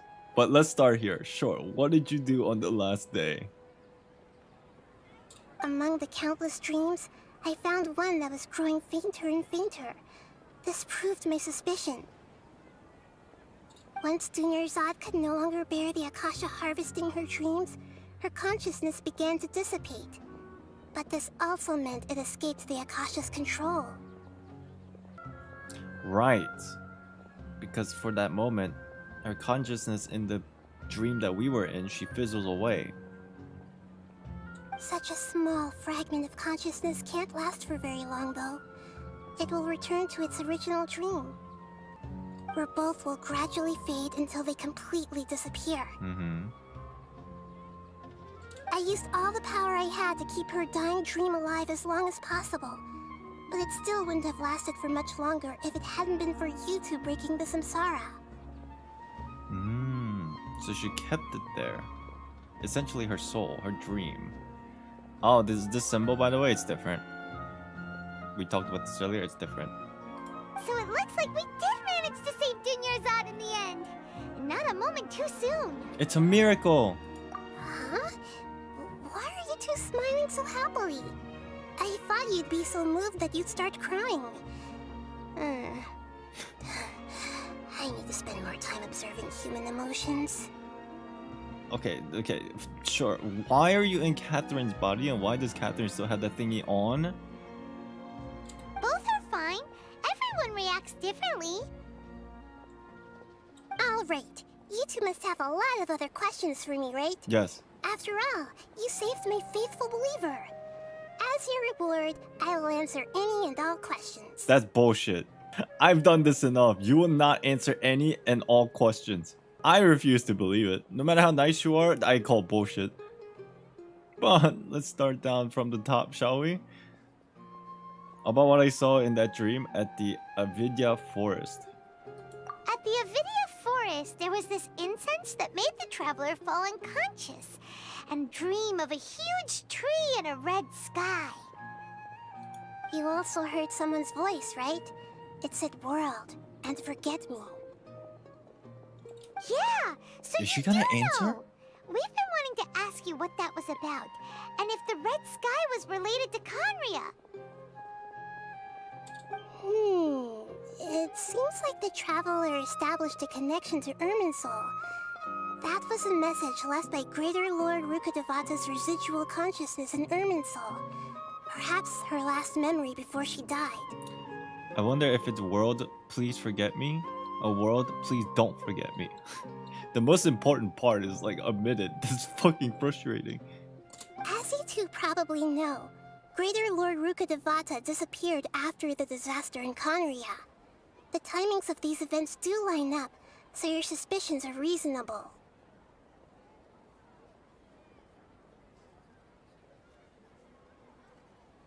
Right. A message from Greater Lord Rukkhadevata? We thought it was from the Scarlet King. The Scarlet King? That god who died even longer ago? Some present-day desert dwellers still worship him. You probably just heard some of their conspiracies. Okay. Bet you the next Archon Quest about the Scarlet King. Okay, so what does the message mean? Please answer. Please, I beg. I still haven't managed to decipher it.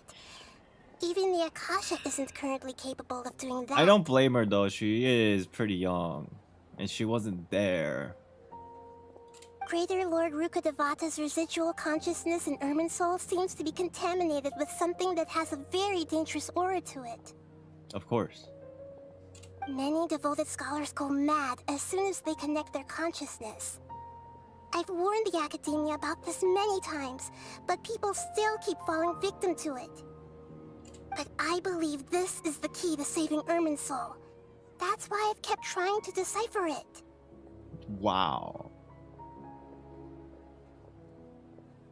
So is this something that we're just gonna have to live with without answer for such a long time? So the tree in the vision was Irminsul? Oh, Tainari also said that Irminsul is sick! Is it because of the contaminated consciousness? But even if you can't figure out what that vision was all about, it seems like our search for you was all in vain.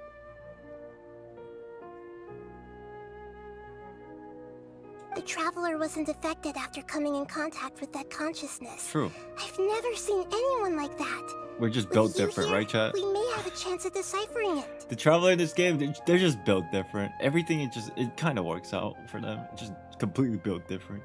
No, we must decipher its secrets.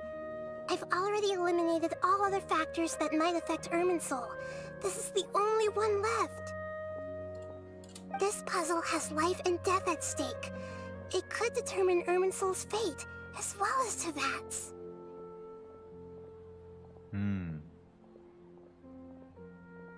3.1 is in few days? What do you mean?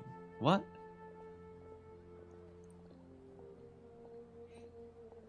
I'm gonna ask the most important question. Why do you look like Catherine? To be accurate, I'm using the Akasha as a medium to occupy Catherine's consciousness. So it's true. The only way that's possible is if she kicks the consciousness of its original host. But Catherine is a robot. So she has no consciousness. So there's no consciousness to kick out. How did you do that? Poor Catherine.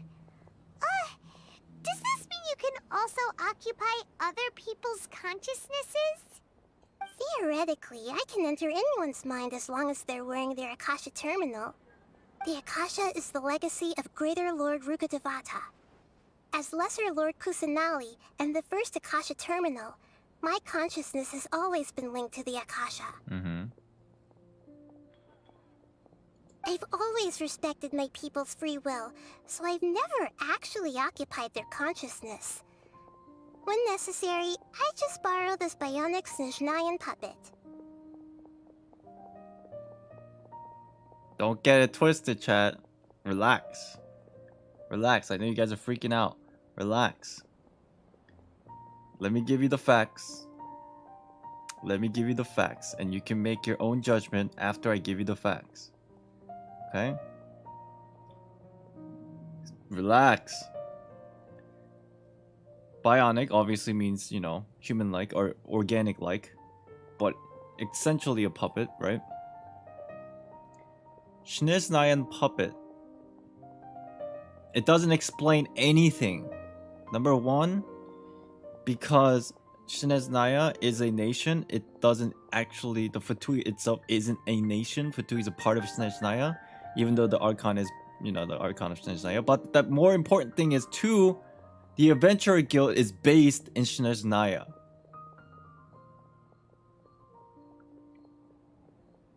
And they're just saying, you keep your friends close, enemies closer. So, realistically, this doesn't answer any questions.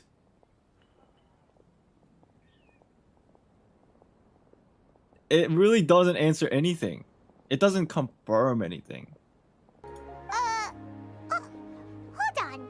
Did we just learn some deep, dark secret? So Catherine is... No wonder Paimon felt something was off about her. Oh, really? Paimon, really? What about your own body? Why do you need to borrow other people's? Don't you live in the sanctuary of Surasthana? Island losing viewer because of their copia? Bro. People don't understand. Chad, you've seen me long enough, right? I don't buy into the hype unless I have some kind of a foundation or information or logical answer. Sometimes I'm very copium myself, but it's based on like at least somewhat of a logical base. If they leave because they don't... If they leave because I didn't say, oh my god! She's a Fatui! What the fuck? That's so fake. It's not even me. I don't even know. I don't even care. What about your own body? Why do you need to borrow other people's? Don't you live in the sanctuary of Surasthana? However you pronounce it. That story begins a long time ago.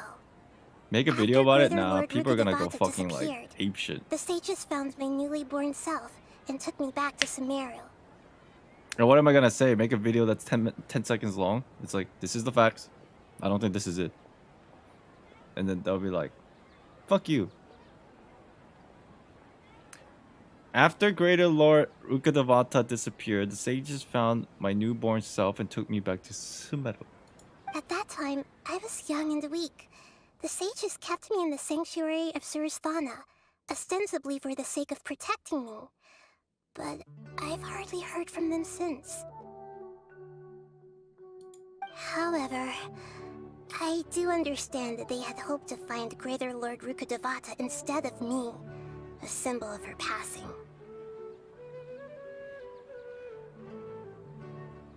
True. So, the sages basically put their new Archon under house arrest? I mean, that's one way to put it. Why don't you teach them a lesson, Nahida? In some ways, they aren't wrong. Greater Lord Rukkhadevata was omniscient and omnipotent. Even after her death, the Akasha is still empowering this nation. And I'm still really far away from being able to call myself So the God of sad. Wisdom. She needs more confidence. Moreover, the academia is also more proficient at governing this country. My existence has little meaning. You're an excellent Archon. Yeah, you got a lot of believers. Just look at the Sub-Zero's festival. Everyone who showed up truly loves you. Thank you for the kind words. But I honestly don't need physical freedom as long as I can connect my consciousness to the Akasha.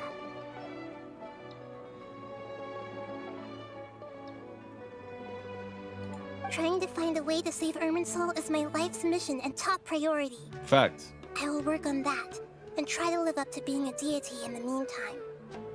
Every once in a while, I will also take up the duties of the God of Wisdom and enlighten a lost soul here and there. Doing all that should be enough. Alright, Sage's plan. There's never been any big problems with the Academia's governance of Sumeru. This is the first time I've seen them step out of line. I wonder what caused them to go down this path, and what they hope to achieve. Even though the city's residents haven't noticed anything strange, if the Traveler hadn't broken the Sub-Zero Samsara, the situation could have become dire.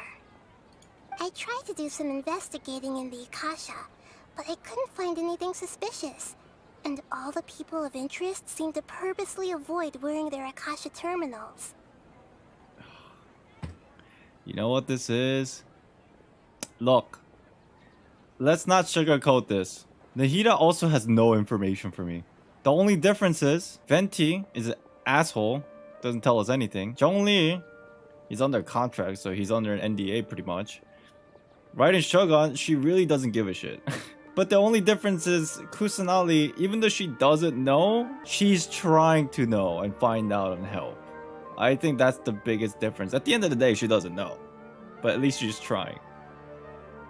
So I guess I can respect that, but still, I get no answers. I think they're deliberately trying to hide something. Oh, that reminds Paimon.